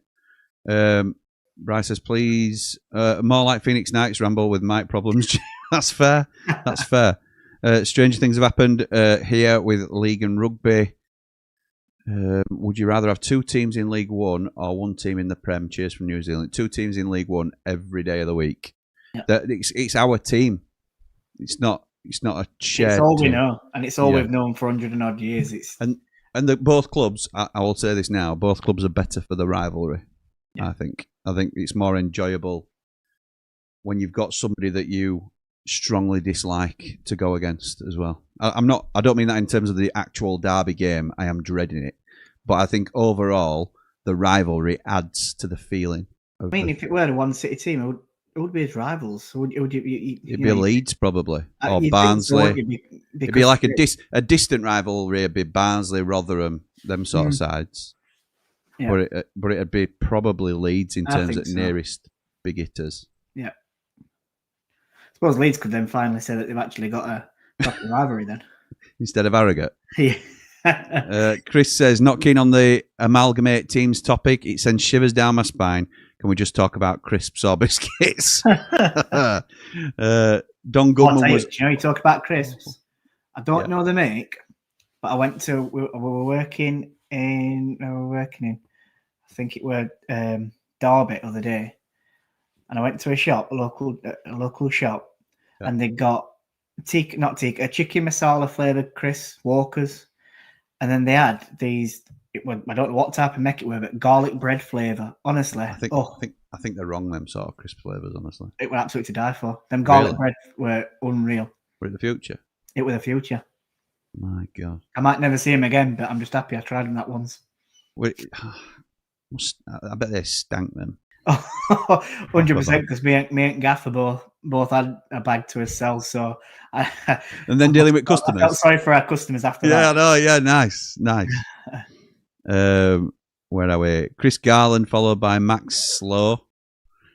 Max Lowe's not worst signing. That's harsh, David. Fraser says, what was a small right winger kid called in League One who got a red card in his first game and we never saw him again? Small right winger. When he said small right winger in League One, I immediately went to Campbell Rice. But I was thinking Harry Chapman, but I don't think it is. Oh, Harry Chapman, yeah. It's not him, though. It's not him, I don't think. I wonder what Harry Chapman's doing now. He were at Blackburn when he originally went to Bradford. Ain't he in lower leagues now? Probably, yeah. He were another. His pace were his key attribute, weren't it? A bit like I thought he was going to be something decent and all, didn't they? But Jack Rodwell was the worst modern day signing. That's a good shout. That's a really good shout. Ravel Morrison. Jeff Caceres. Yeah, that's definitely up there, isn't it? Robin Olsen, says Ian, another good shout in terms of expectation versus reality. Maury says, I remember that game. Dries Bussata, 5-minute cameo against Derby County in 2004. Maury, you're not old enough to remember that game, pal. You must have been 1 when that were on. Hair like that. Patrick Suffolk was bad, says Bry. Harry Chapman now plays for Gateshead. Oh, does he? Away. Jamie says, I've not a clue what woke means. Utter woke nonsense. Oh, dearie me. Nyron Nosworthy. Oh, yeah, I didn't like him. He was awful. Maury. Little Bully says, have you stopped doing that show with the Wednesdayite, Jim? No, it's coming up tomorrow, mate. It's coming up tomorrow. That's Jord's cousin. James from Wednesday Till I Die pod. Unfortunately. So, yeah, we can't choose his team for him, mate, I suppose. I'm woke, Jimmy, but this game is sending me to sleep. Awful. Surprised ITV aren't talking about Foden's potential impact if he came off the bench, says Jamie, especially with the way they all talked about his 5-yard assist for Eze's worldie. Yeah, they made out like Foden were going to be the next England number 9 or false 9. That was the whole talk of it afterwards in terms of this incredible tactical genius move from Thomas Tuchel. But it was Eze's brilliant finish that caught the headlines for me. And Saka's before that as well, you have to say. Yeah. 2 great goals. And Foden did well for Eze's goal, but it was a finish more than anything. So, anyway. Here's a question, Jord, from Avril, who has to make things so complicated. I don't know if you can. For God's sake. Most underrated Blades player. I'll go first. His name is Nick Montgomery. Won't get many arguments about Nick Montgomery being an underrated player. I don't know if he's the underrated player. Oh my Lord. I mean, it's a Sunday after I've had a Sunday dinner and everything, and my brain's ready to go to sleep, and you're asking questions like this. Fantastic question, by the way, Avril. It is a great one. Yeah. Oh God, I'd need a lot more time just to think about that. Girl. Yeah, I don't know many more, but I'll try. I don't know why she has to make things so complicated. It's the second time you said it, and I'm still don't think it's any better. I know. I'm my father's son. What can I say? If it don't work first time, just say it again. Bryce says, "Have you been to Aldi yet for the garlic bread flavour?" Well, that's obviously where Jord must have seen it, but I haven't seen it. Well, maybe it were them that were on. It weren't Aldi that I got it from, but if it is them, I'll be going to Aldi to try and find them. There you go. Ian says, "Oh, by the way, Santa's secret flavour Pringles are elite." Right. Okay. So we listened to, like I say, I listened to Art Radio in van, and they were trying them, and they're positive that it's pigs in blankets flavour or something. I think they were saying. Ooh. I'm sure that's what they were trying to get us, and it tastes like that. I'm sure it were. So. Michael the Dragon says, "Want a Bamford at Wrexham for the short term. There's no clear backup for Kiefer, and Parkinson leans on him too much. I think if Wilder plays to pad his strengths, you'll see a return from him." The fact that you'd be going as backup to Kiefer Moore, that annoys me already. Which it's not a Michael or a Wrexham thing. I'm annoyed that how well Kiefer's doing for you, because we certainly didn't play to his strengths, and a lot of us like Kiefer Moore. But he wanted to go to you, and you were offering him more money, from what I understand. And is it a 3-year deal he's got with you? Weren't you already on like 30 grand a week? It was an all. 30 grand a week. They're offering more money than bloody hell. Crazy, innit? Absolutely. I don't know if that were like match his wages and a sign-on bonus or whatever it was, but it's still. I mean, fair play to him. I weren't his biggest fan. He frustrated me a lot of the time. But looking back now, in hindsight, it's easy to Some seem to to now last say forever. that I wish we'd have probably kept him, to be honest. Yeah, I agree. I think Bamford will be an okay signing for us. Fair enough. My wife from Middlesbrough, so I get it, says Kev. Okay, there we go. Fabian Brandy, says Daz. Is that the one who we're on about? Maybe. What, underrated? Or you're on about winger? No, he's on about the worst signings in terms of he played more than one game, though, Brandy. I remember that. I remember him playing more than one. Yeah. Jibril Samari, he comes from Braga, he comes from Braga, he drinks your lager. Let's not finish that. I wonder where you're going with that. Yes, nice one, little bully, but we are a family channel. I've got one. Charlie Good was a stinker of a signing. Yes, he was not so good. Yes, he was not very good. I've got one, I remember. I don't think we expect him to be out special, but signed him from Walsall, Darryl Westlake, and we thought he's got potential to be where everyone thought he might be all right, and he just got injury after injury after injury. Who was Chris Hussey? He's another one. Chris Hussey, yeah. Ricky Holmes. Martin said he was going to be best left back in League One or something, and correct. bombed him out after 4 games. Ricky Holmes is another one. We chased for ages. Ryan Leonard, another one we chased for ages. It's not Campbell Rice. He was a really angry little kid. Dad says 30 million man is the worst signing. That's Ryan Brewster. He calls him the 30 million man because that's how much the total package was over the 5-year period. Luke Freeman for 5 million. I understood why we were signing Luke Freeman. I liked him as a player. He's just not a Premier League player. Brandy, you legend, Darren. Fraser thinks it were Fabian Brandy that we're talking about. Worst modern day signing is Ollie Burke, says Lewis. Good shout. It is a good shout because of the way he did that deal. Callum Robinson, who were doing okay for us, and we paid him something like 3 million quid for Ollie Burke. Yeah. Villa, 1982, I am SUTFV, says, Jimmy, what do you make of Louis Barry as a player? I think he needs to move to a different championship club like Hull City. I think he just needs to move to a different club, pal. I don't mind where he goes.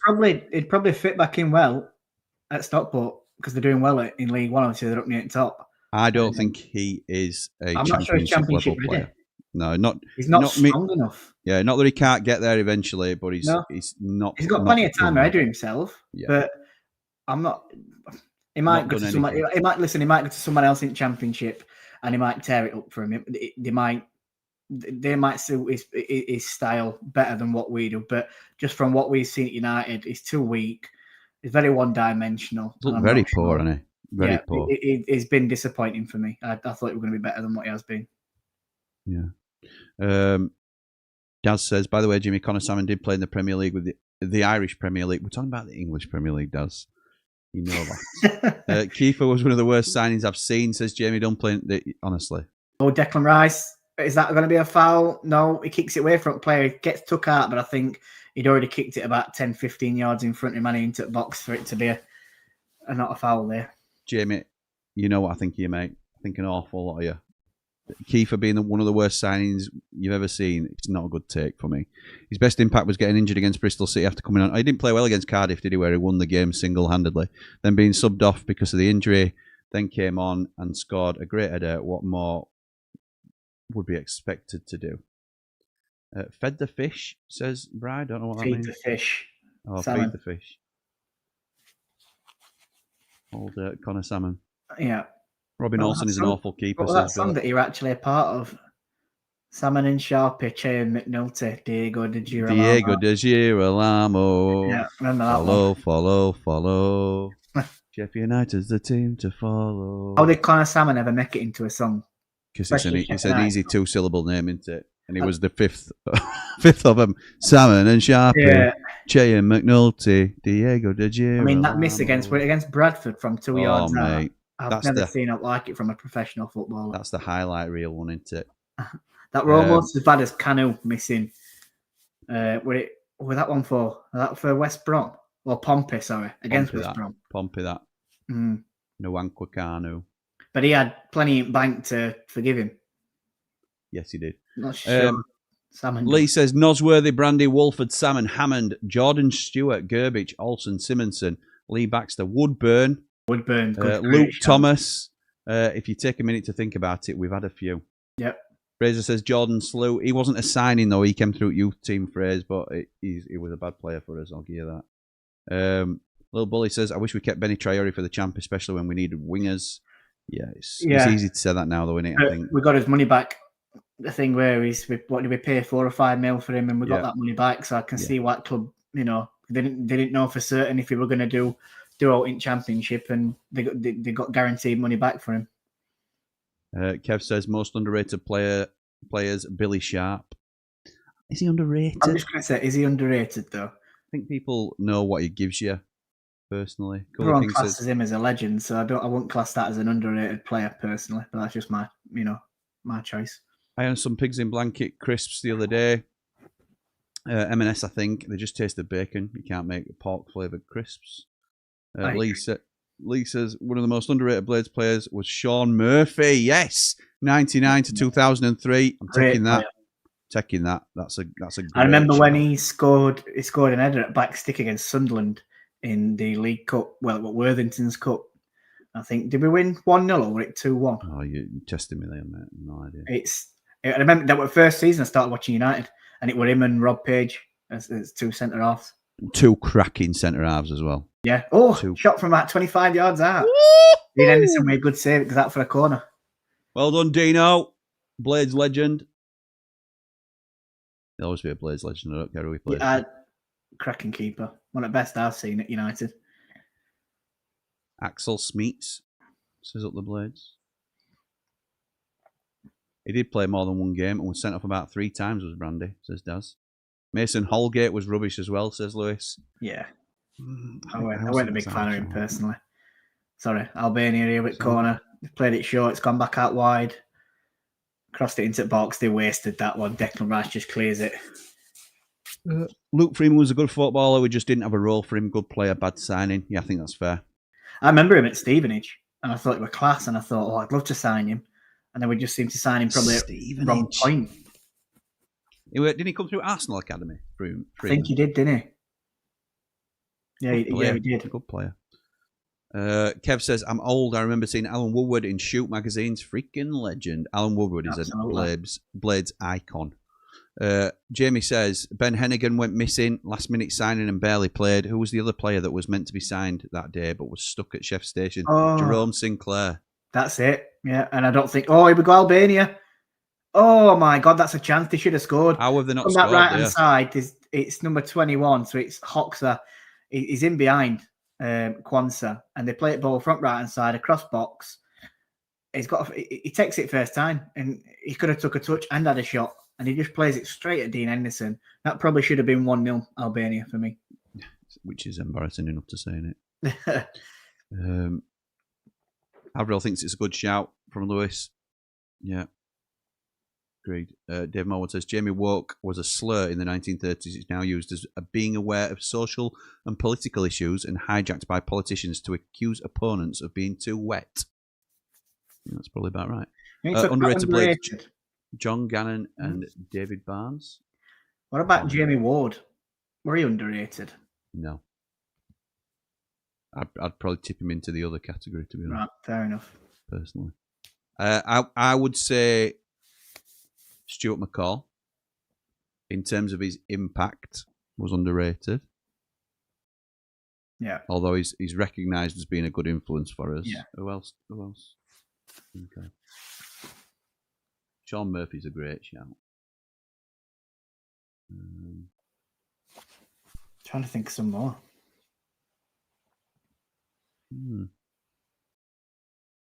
I think Paddy Kenny were underrated. I know we rated him as Sheffield United fans, but I think overall as a goal. Yeah, because until he played for QPR, I think that's when that's when most people don't support United recognise him from. Fraser says should make a low light reel of our worst signings. Well, how long do you think we've got? Connor Salmon scored in a 3-2 win for Wigan in the Premier League, which took West Ham down that day. It's a shame. Interesting, Marco. Michael says Stockport should try for Barry. We were talking about this the other day, actually.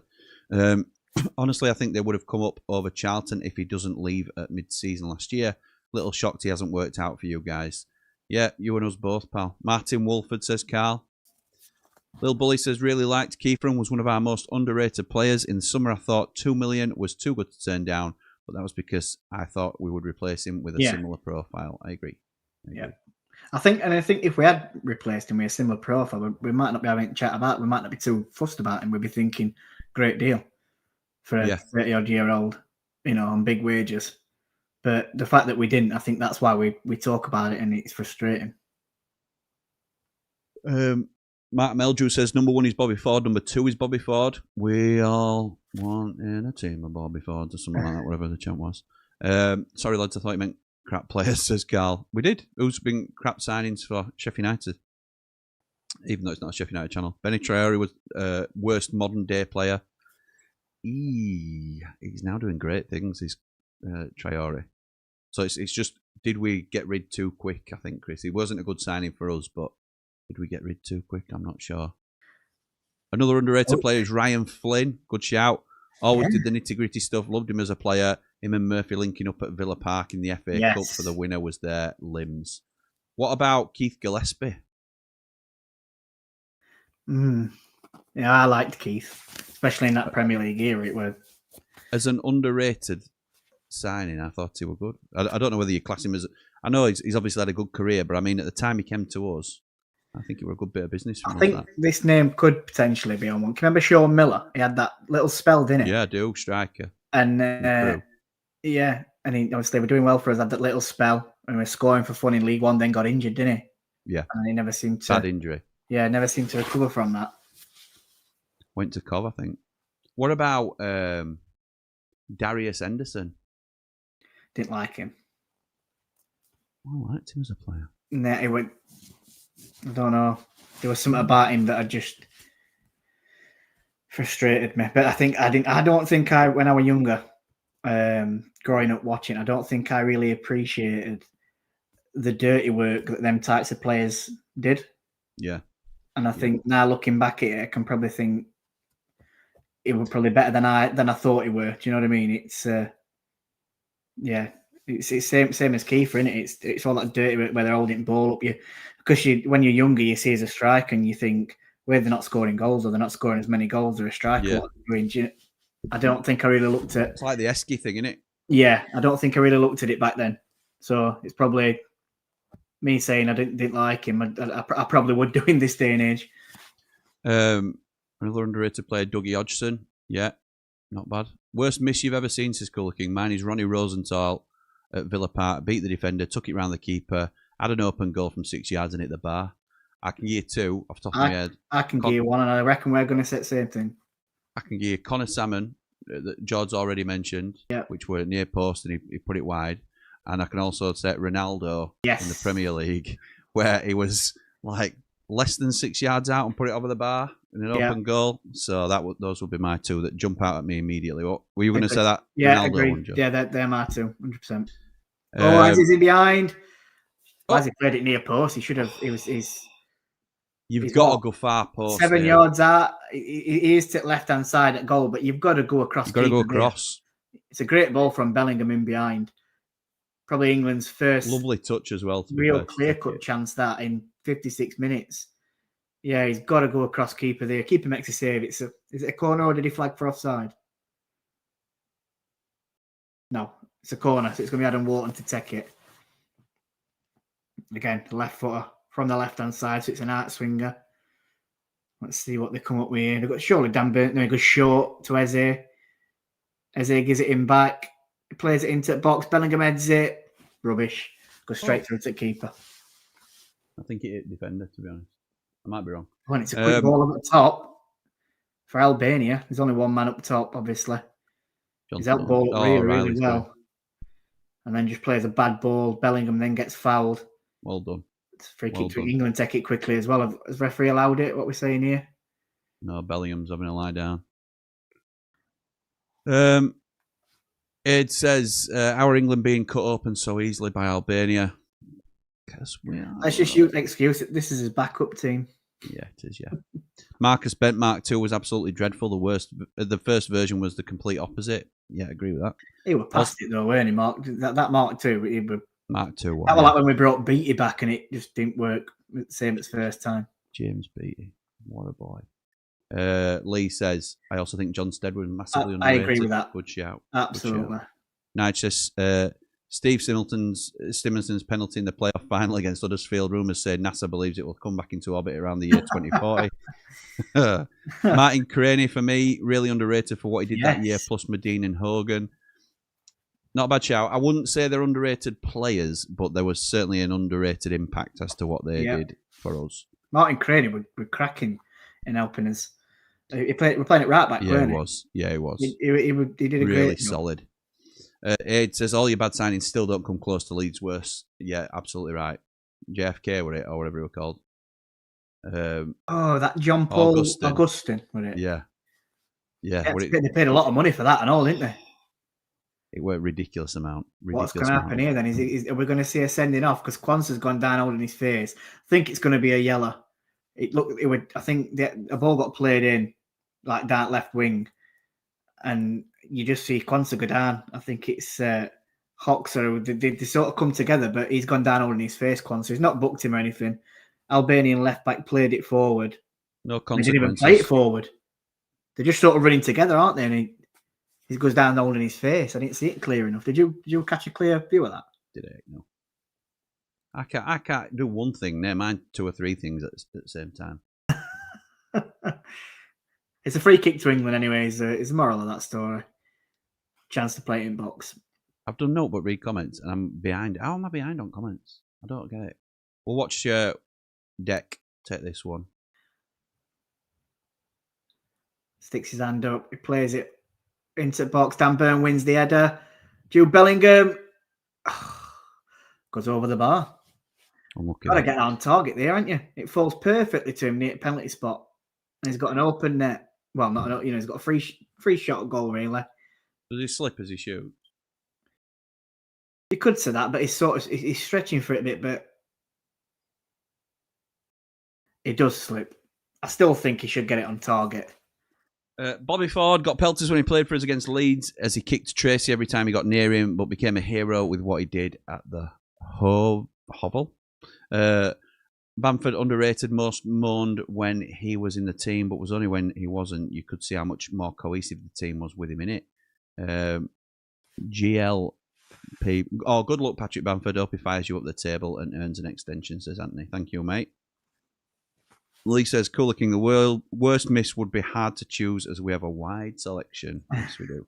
Tom Cannon's highlight reel would just be a GIF. Oh, dear me. Most underrated player, Ryan Brewster, says Ian. Tom Cannon's highlight reel for United would be him bleeding holding his shirt up when he first signed. That'd be it. Yeah, probably. Or his goal at Burnley. Yeah, that will love that. Thank God for Palace and Blades keeper. That's right. We'll share him, Kev. We'll share him. Do you know? Worst ever Blades player, 100% nailed on, was Terry Curran. Prove me wrong. Can't, because I never saw him play. Keith, says Lewis. Keith Gillespie was quality. Header like a bullet past Van der Sar. Michael Tong was underrated, says Chris. I agree with that. Yeah, class. New topic if you want, players who never came back the same after an injury. I'll go first, Lee Williamson. I'll go Cheo Ogbene. Jord? James Beater. Reece Norrington Davis. No, I'm not saying Beater. I'm joking. Players who never came back same after an injury. You're making me bleeding brain to other time. Don't worry. Plenty of time. I like Darius Anderson as well, Jimmy, but I like nasty strikers. Thought he had a good partnership with Jamie Ward, another underrated United player. Worst miss was CR7 at Bramall Lane. Didn't Keith Gillespie have off-the-pitch problems whilst he was with us? Gambling and alcohol. Yeah, I think so, Carl. I think so. That came out later, didn't it? Much later. Scott says Ricky Holmes was pretty pants for us. Expected him to be decent, but wasn't. I think he had a niggling back injury. It seemed to sign a fair few crocs. Little Bully says, what's the biggest what-if transfer rumours we've had? I remember when we were linked to Darwin Núñez when he played in the Spanish second division. So we were linked to Darwin Núñez. The one that most Blades will come back to is Maradona, because Maradona almost signed for Sheffield United. The one that I'm still not sure many people still believe really happened, but I know it did, is Cole Palmer to Sheffield United about 3-4 seasons ago when we signed McAtee instead. I mean, that can you didn't imagine work that? out too bad, did it? But no, he's done all right since, I think. He's done all right. Any more never signings that never happened, pal? Oh, not that I can think of. Diego Maradona. Yeah, Here's one, isn't it? So, Rice has well, I know, but I talked about that. And oh, I can tell you weren't listening to me. listen, you're doing comments. I'm watching England match. Was it Torres at Old Trafford for Liverpool who missed the open goal? Oh, yeah. Yeah. Glenn Cockrell, best midfielder since Tony Curry, says Kev. Bisto Brett says most underrated player was Chris Morgan. Highly rated, but not high enough for me. Players played better around him and like they got a polite talking to. Cootsey, were he same player after? I can't, because honestly. Cootsey, that's a great shout. Did he come back same player or not? I can't remember. No, he didn't. He didn't. He wasn't the same. I can't remember if it was before or after his injury. Obviously, I know he was good, but I couldn't remember at which part. Avril Levine says, we're on about favourite players now. Does any Blade remember Jags smashing it in against Middlesbrough? Yeah. It's on intro, I think, that one. Took it on chest and smashed it into the bottom corner. Yeah, I think that's the Ramble first intro. Win at season, that first win at Premier League season, that game. It might have been. Were it the same season as he scored an almost identical one against England? Oh, it's straight at keeper again. Ball played into the box. Saka tries to open himself up for a shot across goal and just straight at keeper. Sorry, you were saying, Jim. I'm just thinking, were that Jags goal the same season that he scored almost identical against Leeds in Cup? No, it can't be. No, that was 2002. Yeah, we were in Champ and it was 2006-07 season where we were in Premier League. That quickest read in Prem history, Keith Gillespie came on. A minute later sent off. Remember that. Debs says, can anyone remember which was the worst season? Nigel Atkins for me in League One. Awful. It's either that or one at Prem seasons, isn't it? Yeah. It's up there. I think the reason why I'm getting at the Adkins ones is because when we're in Prem, you sort of expect, we just expect to be finishing 17th or aiming to finish 17th, don't we?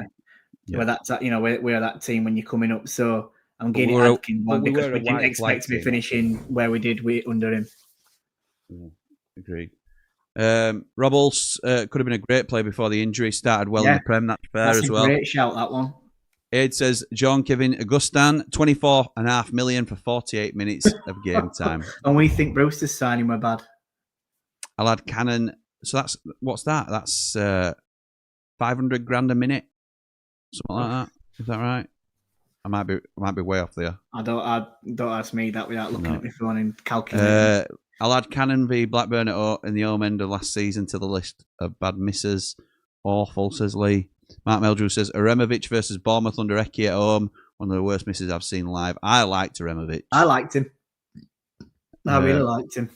Bisto Brett says, underrated contribution for Santos for starting the Battle of Bramall Lane and due to have not playing for us again. Our youth had to play. You were into hotel. I can't remember which last game that I went to. Was it against Watford?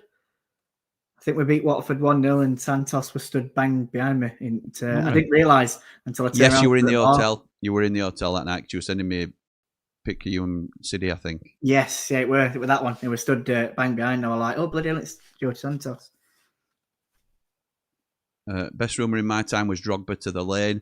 I don't... Oh, yeah. 100 grand. Yeah. Under Warnock, weren't it? It got offered him and he turned him down. I'm not sure whether that were a rumour, but that's probably a near... It was Laurent Di Jaffo, were our scout. And he said to Warnock, I've got a lad here, Didier Drogba, 100 grand, is a decent player. Yeah. And because they were playing, I think, in lower French leagues, he turned him down. Mm-hmm. I knew that we turned him down, but I can't remember it being a rumour. I just know it's certainly a near miss. Yeah. Whether it was a... I don't think it were a rumour. I don't think people knew about that until... after Drogba had finished his career. Yeah, where Warnock came out with it, didn't he, later, I think. Yeah. Tijani Reinders, however you pronounce it, but that's a very been a great signing, wouldn't it? John Fleck came back a different player after he had the stress fracture in his back. It was fantastic for us up to that point. Henderson's just done right well. I don't know what... We look wide open at back, put it this way, England. And these keep getting in behind. The ball just gone through when their player would have been one-on-one. Dean Henderson's rushed out, slide tackled him, outside at box as well. Wins ball and sends England on attack instead. What was that? Sponsor. Oh, someone's just thrown something on pitch. One of their fans. Must look like a pint. That Foden who had a shot then. Oh. It's deflected back out. Quansah. Come on, England. In behind to Bellingham. Quansah goes down. Referee tells him to get up. Bellingham on edge at box. He's got Adam Wharton to his left. He plays it to him. Back into Bellingham, who comes out and right now. Quansah, get the ball in the box. Oh, it's a poor ball in again. Oh, what a ball over. Here we go. Oh! What are they doing? Oh, my. What was that about? Nico O'Reilly does a back heel flick over the top of their defenders. And it were a right chance. Saka were running through, weren't it? And Bowen. Yeah. And neither of them talked to each other and they fumbled it. Oh, I tell you what, this referee's a joke, by the way. Because every time he's going down, obviously crowd are then cheering for it, players are then asking for it, and he's blowing. It weren't going to blow. And then until they started moaning about it, he's then gone, all right, then I'll blow for a free kick. And he's done it about 3 or 4 times now. Never been. No, this is it. Harry Kane. No, he just gets in front of his man. Their man then decides to throw himself on the floor, and he gives a foul to him. It's poor front ref. It's shocking. Chris Wilder broke his leg against Hutef. Hutef? No, it's a typo, but I don't know who he broke his leg against, to be honest. Nige says worst decision seen for a foul not given. Skugel. Think that one wins. Oh, God, aye. Oh, mate, yeah. Here's the chance again. It's Saka's missed kick. I don't think he missed kicks. I think he's tried to play it across the cane. Right, doesn't he? He tries to dink it up at keeper, I think. Absolutely scuffs it. Carl thinks it's the Adams season. The worst season. Worst season was dropping into Division 4, says Wayne. Patrick Suffo came on against West Brom, smacked someone within seconds and was sent straight off, says Bry. Lewis says, John Ebrell, worst signing ever. Those who know. I think I mentioned John Ebrell, didn't I? Yeah, you did. Worst season for me was going down to the old 4th division, says Dave Morwood. JKA was close to 40 million when you factor in the wages and the legal fees, says Anthony. Crazy. Wow. Does anyone know when he's at now? Obviously, this is more for Leeds fans that are in comments. No idea. Chris Wilder against Huddersfield. Never the player, same player, legend, broken like Huddersfield. Right, okay. One of the worst misses, Ronnie Rosenthal against Villa. Yeah, that's what Cooler King mentioned originally, I think, pal. Oh, England are going to get that. That's got to be a foul then, mate. It's a foul on Kane. Thank you. Wharton. It was Adam Wharton who it were on. What, being pulled? Oh, no. When Wharton knocks ball past him, look, and then he just takes him out. No, Kane were being pulled as well. Right, okay. At the same time. Because Kane was tearing it out at box, weren't he? Warnock told that story himself, says Ian. Yeah, he did. Lewis says, one that Prince Abdullah might be able to clear up. Not the biggest miss, but I heard we could have had Morten Weghorst. Oh, I didn't know that. The season before his impressive Bundesliga knock. Prince Abdullah wanted him, Wilder didn't. Never heard that one. Weren't Thomas Souček one that we got offered as well? And I don't know if it was Wilder who turned him down, or Eki who turned it with someone. I'll tell you who we did get offered. Moses Caicedo, 4 million quid. Moses Caicedo. Went on to be an £100 million player. Yeah. Yeah, I'm sure Souček. I'm sure the Prince came out. I might be completely wrong here. So I'm not trying to say that this is 100% nailed on, but I'm sure Souček were a name that got mentioned. And then obviously we didn't turn him down and he ended up at West Ham. And again, another great player. Yeah. Nico O'Reilly, it would have been an unreal loan signing for us if he wasn't way too good for us, says Paolo. Michael Owen was never the same after he got injured. Correct. Had to change the way he played because of it. Phil says, hello, Jimmy and Jord. I've often wondered how Diego Maradona would have looked in our team instead of Sabella up the Ramble. Yeah, unbelievable. We'll never know, mate. When we beat that lot 2-1 at Hillsborough in 2005 when Tongan Akinbaye scored, sat next to Dijafo. Nice. Michael Tong, that free kick. That free kick. That one. It's Akinbaye's goal, a right finish and all. Dame Whitehouse, too good for us, then broke his leg and was never the same player. Loved that guy. JKA plays in Poland now. Interesting. And the last comment to get me up to speed is, question, would the Mighty Blades beat Albania in a one-off game? No. No, we wouldn't. Definitely not. I think England's just made 2 subs as well. Look, I don't know who's coming off, or they're looking to make them, whether they have done, and they're waiting for this this corner. We will find out. It were shot. I saw Anderson and the other one that I've just seen on the sideline, Rashford. Anderson and Rashford, they'll be coming on, so it's going to be. Has Bowen already come off? Might be Ezzy was coming off. Yeah. If not, oh no, Bowen's on. Bowen's on. Bowen's still on, so I think he might be coming off. Oh, Ezzy's off. here we go. Harry Kane, 1-0 England. Thank God for that. Corner from Saka. He plays it to the near post. I think it's their player that sort of heads it backwards. As I thought it was a poor corner at first. It sort of just comes straight to Harry Kane in front of keeper, and it trickles on that line. 1-0 Go England. on the boy. Go on the boy. Another goal for Harry Kane. 7 goals in 8 matches in this group stage. Sure would have got more. I think it'll probably go to VAR. Keeper's stayed down. I don't know that keeper's absolutely fumbled it into net. It's an in-swinger. It is. No, there's no foul there. Keeper's Don't even down. reach near post, does it? And it's there. It's number 17, Nasser Elijah, who flicks it backwards towards Harry Kane. He's 3 yards out. Just going to show you a second. And Kane gets his foot there. Keeper's claiming he stood on his hands, which he sort of does, but it's after. Kane beats the keeper to the ball. If this goal gets disallowed, it's a disgrace. It won't get disallowed. It can't, can it? He beats him to the ball. Keeper misses it, and it's only as like Kane's planting his foot, which where else is he going to put it? Yeah, That he keeper sort of- puts his he hand sort of underneath stands his on his foot. hand, doesn't he? Yeah, yeah. It is Bowen who's come off as well. So that's Rashford who's come on for Jared Bowen. And I'm guessing Anderson will probably come on for Adam Wharton. Yep. So it's more going towards the team that started against Serbia on Thursday night, apart from Dan Burn and Quanson, I think. Oh, Bellingham's still on, isn't he? Rodgers will put, here we go. Your man's on. Armando. Well, I'm on. I've just come onto the pitch. Brozier. Wow. Little note from Bellingham showing Saka there. Do you know? Can you remember that? Do you remember? I remember this because I remember watching it with Leanne. But when Wednesday were playing Huddersfield, and I think Huddersfield made a sub, and Ross Wallace is just Huddersfield players like looking at Ross Wallace Pierce like peeks over his shoulder. He's like reading notes. We're brilliant, absolutely brilliant. Karen says Porterfield's Blades Division 4 best season ever. Didn't lose a game. Motson's stepdad. Oh, my mum. It's all right. My mum. I didn't really see who commented on it. It's my mum who's commented. It's my stepdad who said that were his best season ever. Then. Lee says Phil, we'd have had Maradona at left back hitting 60-yard long balls over the top. Would have ruined him and maybe won another World Cup. Yeah, possibly, yeah. JKA is at Motor Lubin in Poland and Leeds missed out on Haaland by 1 million. Went to RB Salzburg instead.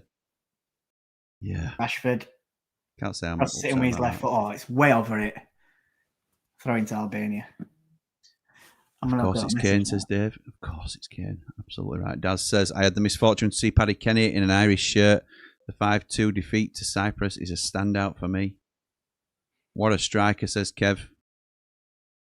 1 or 2 poo houses in this Albania lovely. team. Saka into the box. He plays it backwards. Oh, just cleared. A lovely 1-2 from Harry Kane and Saka there. Do you know, since we made them subs, England seem to have... perked up a bit. Yeah, they've stepped it up a bit, haven't they? Arise, Harry Kane, says Avril.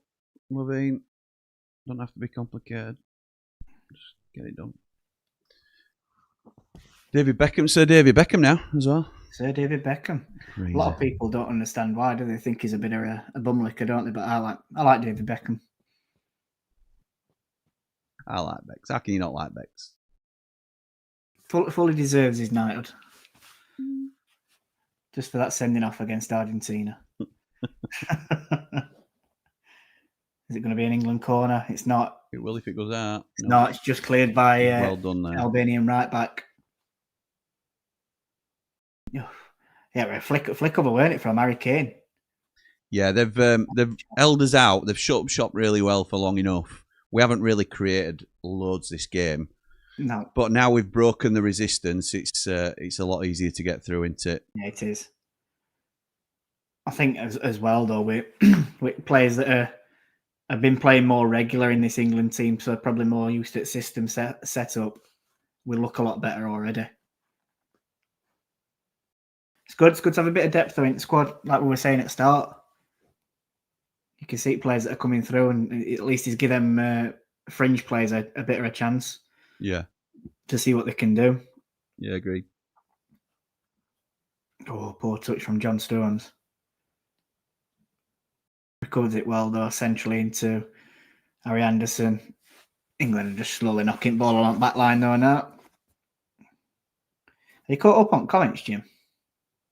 There's a couple. Blimey. I was watching game. Daz says, bought Dane a pint in Roebuck a few years ago, back congratulating him on his goal against them. Although it was all I saw that game, and I was shown the exit for being on their cop that night.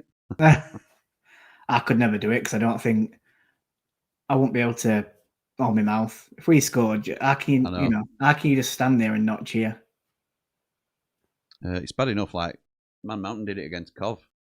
You know, when we score, how do you sit there inside? I had to do it against Leeds when Basham's arriving. Yeah, horrible.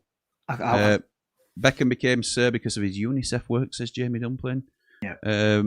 Where do you think we'll do in the World Cup? France, Spain, Argentina, Brazil, anymore? How do you think we'll do it World Cup, Jord? Hard to say. I think it's really hard to say because we've not really played anybody since. It's hard. It's hard to judge. We've not had any competition, have we? Yeah, I don't think we've looked great tonight, for example. But at the same time, though, I didn't. These last two games, we've already. I think if it all rode on this game that we needed to qualify, I think we'd be a lot better. I just think it's just a run out in it tonight. These last two games are just to get some minutes in bank playing for England. So I didn't really expect too much. I'm going to say I think we'll get to quarters or semis. I'd go with that. His whereabouts will be. Oh, ball into the box. Brozier wins it, and it goes over the. It's not even Brozier, is it? No. It was Jimmy Seaty, the captain. Good name. He heads it up at bar. Did you know what's a poor header? That looked like a Chef Kikuchi square head. Should be doing better. Pence piece. Lee says if we continue as we are, we'll still not have lost a World Cup qualifier since 2009. It's great going that.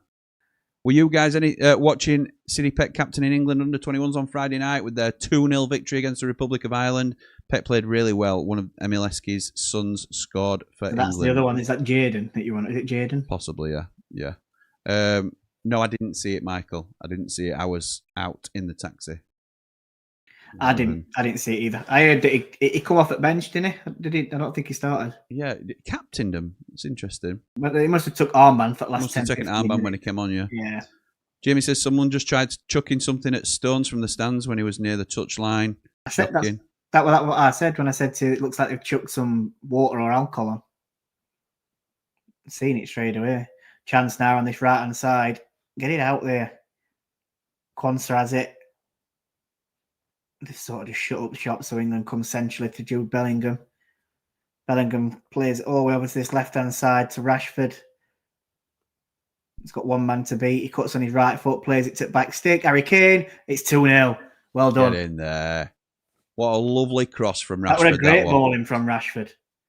What I like there as well, though, is obviously I said that we got loads of space on that right and it went out to Quansah, but they quickly shut that down. I like it how we switched it straight away. We've not tried to mess around with it and try and create something on that right. We've just switched ball straight over to Rashford. He took a touch onto his right foot, crossed it to the back stick, and Harry Kane heads it across the goalkeeper. 2-0, game over. Sure would have got a hat-trick, but well played, Kane. Fair enough. It is a lovely header from Kane as well. He just cushions it in, doesn't he? He does exactly what he needs to do. Don't overcomplicate it. Get it on target. Yeah, keeper's really obviously good. Coming towards that left-hand side, and he's just hitting it back across him. That's why he goes across keeper, yeah. Yeah, it's great. Another 2 goals for England for Harry Kane. Mark Meldrew says, what about this one then? I know someone who supported United and watched us at Bolton in 2000 and now supports that lot. Bloody hell. I'm kind of glad, to be honest, Mark, I'm glad they did, mate. Because that's, I mean, they're not exactly had a lot of success recently, have they? Unbelievable. Little Bully says, Jude Bellingham. Could have signed Jared Bowen. Do you think if any of these players would actually turn out as good if they came to them blades? We seem to ruin players. Well, we made players. We made James McAtee. We made Morgan Gibbs-White. Very true. Illiman and Die. There's players that we do, mate. I get it because we see players come to us that have got potential and it seems that they don't kick on at us. But yeah, in spite of us. Yeah. Who's winning the Grand Slam, Littler or Humphreys? I'm going to say it's a tight one. I've been watching it. I obviously watched it earlier as well. I want Luke Littler to win. I just think there's something about Luke Humphreys at the moment. He's adopted a new style, a new throwing style, and he's really, really good. He's bang on the money. It'll be a good final. Certainly be a good final to watch. You haven't said yet, have you? Who do I think will win? Humphreys. Yeah. I want Littler to win. Obviously, I like Littler. I like him, but I don't mind Humphreys either. Just what I think the thing is with me is because he's a Leeds fan that it just correct. That football side where I'm like, I'll cheer for Humphreys if Littler and Humphreys play World Cup together again. Rashford on edge here. Have you been watching it? Bits when I can. I'm not a massive fan, but I have been trying to follow it. I love it. Honestly, I think what Littler's done for darts is unreal. Me and Mark Meldrew have got tickets. We're going to Premier League, at Sheffield Arena. Yeah. Friends, Ramble friends.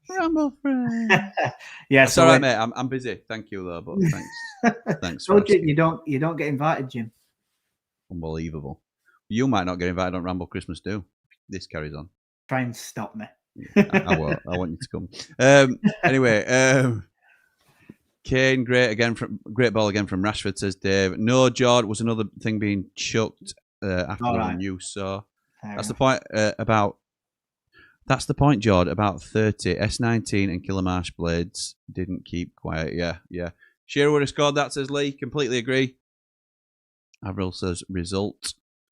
Harry Kane, best ever striker since Billy Sharp. Apparently, Juan Sebastian Veron wanted to play for us, but never got the chance. Because one is in either nephew. It says it in there, doesn't it? His uncle were a blade. All right, okay. Yeah, Pedro Verdi was his uncle, and through he became a blade. Henderson or Pickford? For me, it's Henderson, but Pickford will get the nod. I'm taking my tinted glasses off here. It's Pickford. Why is Elliot Anderson still Scottish on the graphic to your right? Talk to Stream Builder about it, Jamie. I don't know, my friend. Oh, it does that. It is bizarre. He must have been born in Scotland or something. Did he play for their youth squad? Possibly. Let's have a look. He came on as a second half sub and set up non-penalty goal with a surprise forward pass. Maybe someone should tell Chris he can pass it forward. Hendo James says, Bribra may be biased. Yes, you may be. Yeah, so Elliot Anderson played for Scotland youth teams from under 16s to 21s. He only made 1, 4, 5, 6, 7 appearances. And then obviously changed his allegiance to England under 21s. They'll be raging like when we nicked Jack Grealish off Ireland. It's them sort of... And Rice. Yeah, and Rice, playing for Ireland and all. Yeah, what? Jordan, it's going to be Luke Littler, as long as the crowd don't goad him. That don't faze Littler. Bloody hell. I think it's Humphreys who probably gets more annoyed at crowd. Jamie Dumpling says, I'll see you at the darts in May, Jord. Are you on the tables like me? No, we're sat on the sides. We're near to the stage, just on top tier instead. Definitely meet you for a beer though, Jamie. Again, I'm not available, but thanks. Will Kane get 100 goals for England? I think he will. Yeah, I think he will too. Yeah, I think so, Luke. Lewis says, last 8 again next summer, I think. Defence still not quite good enough to win a World Cup. Yep, fair. Yeah. Did you see, before we go, George, because we're about 5 minutes from end of game, did you watch any boxing last night? I certainly did. What did you think? I I think it were. I expected Eubank to be a lot better than he were. I know people are saying about. I did. Ari, his weight cut and that. I fancied Ben to win it though. I didn't. I'll be honest. I fancied Eubank. I fancied. I thought it were going to be very similar to the first fight. But I think Conor Benn learnt a lot from that first fight. Eubank looked very drained from get-go. A lot saying he's gone now. It didn't seem himself. I think he retires personally. But like I said in chat last night, I'm not taking it away from Conor Benn because I thought that was his best performance yet. Yeah. You can only. It's the same as football, isn't it? You can only play what's in front of you. Well, you can only fight what's in front of you. Yeah.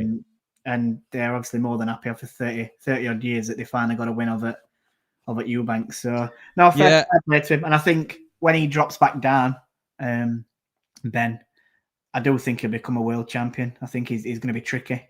I think we get a rubber match, I know it doesn't look likely at the moment because Ben's on about dropping down, and I agree. Eubank looks like he's leaning more towards retirement, but the money that they will offer for a third fight, especially if Eubank can convince people that he's still got a bit. Money talks, doesn't it? Yeah, it does. I don't think it's Eubank that will need convincing, personally. I think it's Conor Benn because I think, like he said after that fight last night, and this is depending on money, but like he said after that fight, it's done. We're done now. He believed he won that first fight as well. So he believes he's probably 2-0 up, even though he's not. I think because he's missed a few years off, obviously, through his drug thing and what have you, and he's now catching up. He's playing catch up. And if he doesn't take it now, he might not get. He's saying he was saying when he thinks he might struggle if he waits much longer to get back down to 147. I think he has to take that chance now if he wants to be a world champion. I nearly did a watch along of it last night. Nearly. I was out in taxi in end. But I did think about doing a watch along of it. I don't know if there's any appetite for it from people. I'd more than happy. I love my boxing, so I'd be more than happy to jump on me a watch along in future if there's a big fight and we. Do you know what we could do? We could get like a live stream on StreamYard, not this, but like something for Behind the Ramble or something, and get about 8-10 of us on, just watching fight. What we could do is score just it for reactions rather than commentary, but like we could score it as well. Like have his own 1 to 12 that's rounds, a good shout. Score it and see obviously if it goes to end and see if we get a unanimous decision and stuff like that. It's probably not a bad chat. It's slightly different. Either in comments or in our chat if it's something people would be interested in. Because I did think about doing that. Next time there's a big boxing fight on, we'll get together and try and do something similar. Definitely. Let's have a look then. What's last few comments coming in? Bamford could have played for Ireland as well, says Ed. Scott says, if we had Saka and Rashford on the wings, would they pass backwards, never take the men on and never cross the ball in? Well, Rashford's just crossed. Oh, sorry. Yeah, of course. I know what you mean now. I get the sarcasm, Scott. I didn't get it first. What an idiot. What an idiot. Bry says, poor Jimmy, never invited anywhere. Correct, Bry. And to be fair, he did attend the opening of an envelope. Embarrassingly, also true. Also true. But I never get invited anywhere, Bry, so it don't matter, does it? Get your money on board. It only turns up if it's a posh event. I'm furthest thing from posh, mate. Don't you worry about that. Get your money on Bo Greaves winning the darts championship. I think she'll win it. Jord's down injured, says Dave Moore. It's Roger again. I mean, he's a sick note, him, isn't he? Yeah, he is. He is the Albanian Tom Davis. He is. Eubank tried to play it safer. He was hospitalised after the fight last time because of the rehydration clause. I just think he'd satisfied his need for beating Ben, and I don't think he had the same hunger as Ben had to beat him. Personally. I don't know if it was Lewis or someone mentioned it in Platt's comments that usually with rematch, one of them, the losers learnt something and tries something different ways, and the winner just keeps doing the same thing. And obviously Conor Benn, he did. I thought he looked a lot better in a different fight. His jab were working really well. He was setting him up with that jab all the time, and it was successful. And then following it, we are right. And I think towards end of the fight, you could see if that went on another 40 seconds, he's knocking him out. He's knocked him out, hasn't he? Yeah, he 100%. Would. When Sabella was introduced to Blades fans in John Street when he first came to United, I shook the great man's hand, says Daz. Nice. Although I don't know what Chris Wilder were doing there at Sabella's introduction. But, fair enough. Lewis says, boxing watch along, 100% guys. I'm a big boxing fan. We'll be all over that. Nice one, mate. If I was Jord, then I wouldn't invite you, but I'm not, so you're invited, mate. Nathan, Brett, Man Mountain, loads of plats will be on that. We'll see. Yeah, no, I'm only joking. Brett. Jamie says, I'd be up for jumping on a boxing watch along. Only issue with that, there's no satellite coverage, so everyone will be out of sync. We'd have to make sure we synced up in some earlier fights, that's all, and just let it run. Yeah. I think there'd be an easy workaround, to be honest. Me too. I'd love a boxing watch along, says Scott. Nice. I'd tune in for a Tiddlywinks watch along, says Ian. Love you, mate. Love you. Top man. Rashford into box, Kane for an hat trick. Go on, lad. Oh, he shoots and it goes wide. They're saying it's a corner, England, but I don't know whether he's going to get Shearer a goal scored. kick. I thought he should have took it first time. You know, when he first received it, Rashford plays it in, he takes that one touch, and he opens his body out as if he's going to shoot with his right, but then he knocks it onto his left foot. Shearer would take a net off with his second touch there, I'm telling you. Shearer would have scored that. Yeah, he scores. He scores undoubtedly. It's them pink boots. You won't get Shearer wearing them. You've got to be bloody good to wear them. George's been carried off, says David. Sorry about that, pal. Well, it looks like I'll be carried off stream soon because Jimmy's not going to invite me anymore. Daz says, Pierce, yeah, you want to be careful, yeah. Pierce Brosnan, Bronson, or Brosnan, I think you mean, and Rod Stewart hobnobbing with PA at ringside. He gets everywhere, that Prince Abdullah. United's new owners. Behave yourself. Eubanks Norm is that performance. The exception was his first fight with Ben. He mainly flatters to deceive. Completely agree. I'm not a big Chris Eubank Jr. fan at all. Would love to see a third fight though, just to see Conor Ben taking. I remember when he fought like De Gale and George Groves, and they were two better fighters than him, and they beat him. I know that was earlier on in his career, but I never massively liked him after that. What we're saying, Meldrew white collar boxing. Imagine Rambler's day out watching Meldrew get banged. Meldrew, chat rubbish, get banged. Watch boxing, boxing watch along. I'm up for it, says Kev. I'm up for a boxing watch along, says Dave. Jim, didn't you stand up, Jord, to go VIP to Oasis? Exactly. What? I remember this. No, I didn't. No, I didn't stand Jord up at all. Jord stood me up, went to Simply Red. He also got invited to the Matt Lattis gig. Yeah, I did. Got too busy seeing a bit of Mick. Too busy seeing Mick Hucknall. So there you go. I were holding back the tears. Holding back the tears. It were a 4-man turnout from the Ramble rather than a 5. But sorry, mate. Sorry about that. So yeah, I get pied, not all the way around. Darren says, right. Take that as a no then. What are you on about? You wanting to fight, Mark? Is that what you do? You're on about? He wants to have a pop at Eubank, doesn't he? What we saying? Meldrew white collar boxing. Well, let us know what you're on about. We'd all support you, mate, if you did it. Yeah, of course we would. Of course we would. We'd definitely go watch. Aren't we after Heskey's son? We are if Jord can manifest it and a few others. Yeah, absolutely. Full time, 2-0 England. We want a Meldrew v Ogbenny trilogy, says Lewis. I've heard it was set that, but Ogbenny's had to pull out. Ogbenny's had to pull out because he's injured. Yeah. Cracking his pants, I've heard. Yeah. There was no wrong with him, really. He was just feigning so he didn't have to fight Meldrew. That's what it was. Yeah. So England have beaten Albania by 2-0. Pretty straightforward in the end, to be honest. Yeah. Jamie Dumpling says, I'd be up for some white collar boxing, just not versus Meldrew. We'll have to wait and see if Curtis Woodhouse will train any of us. See if that's on the table. He's unstable now. He's doing all right. Yeah, he's done well. Doing well. Any final comments, pal, before I let you go? Well, thanks all for joining. It's been two very enjoyable watch-alongs. We've talked about other things, but even if you take the football out of it, yeah, take football out of it.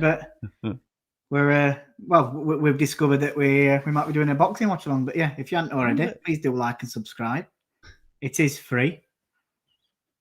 Correct. Go on, Jim. I'll let you say other bit about. I thought you were going to put your thing on. No. Oh, mate. Oh, this you mean? Yeah.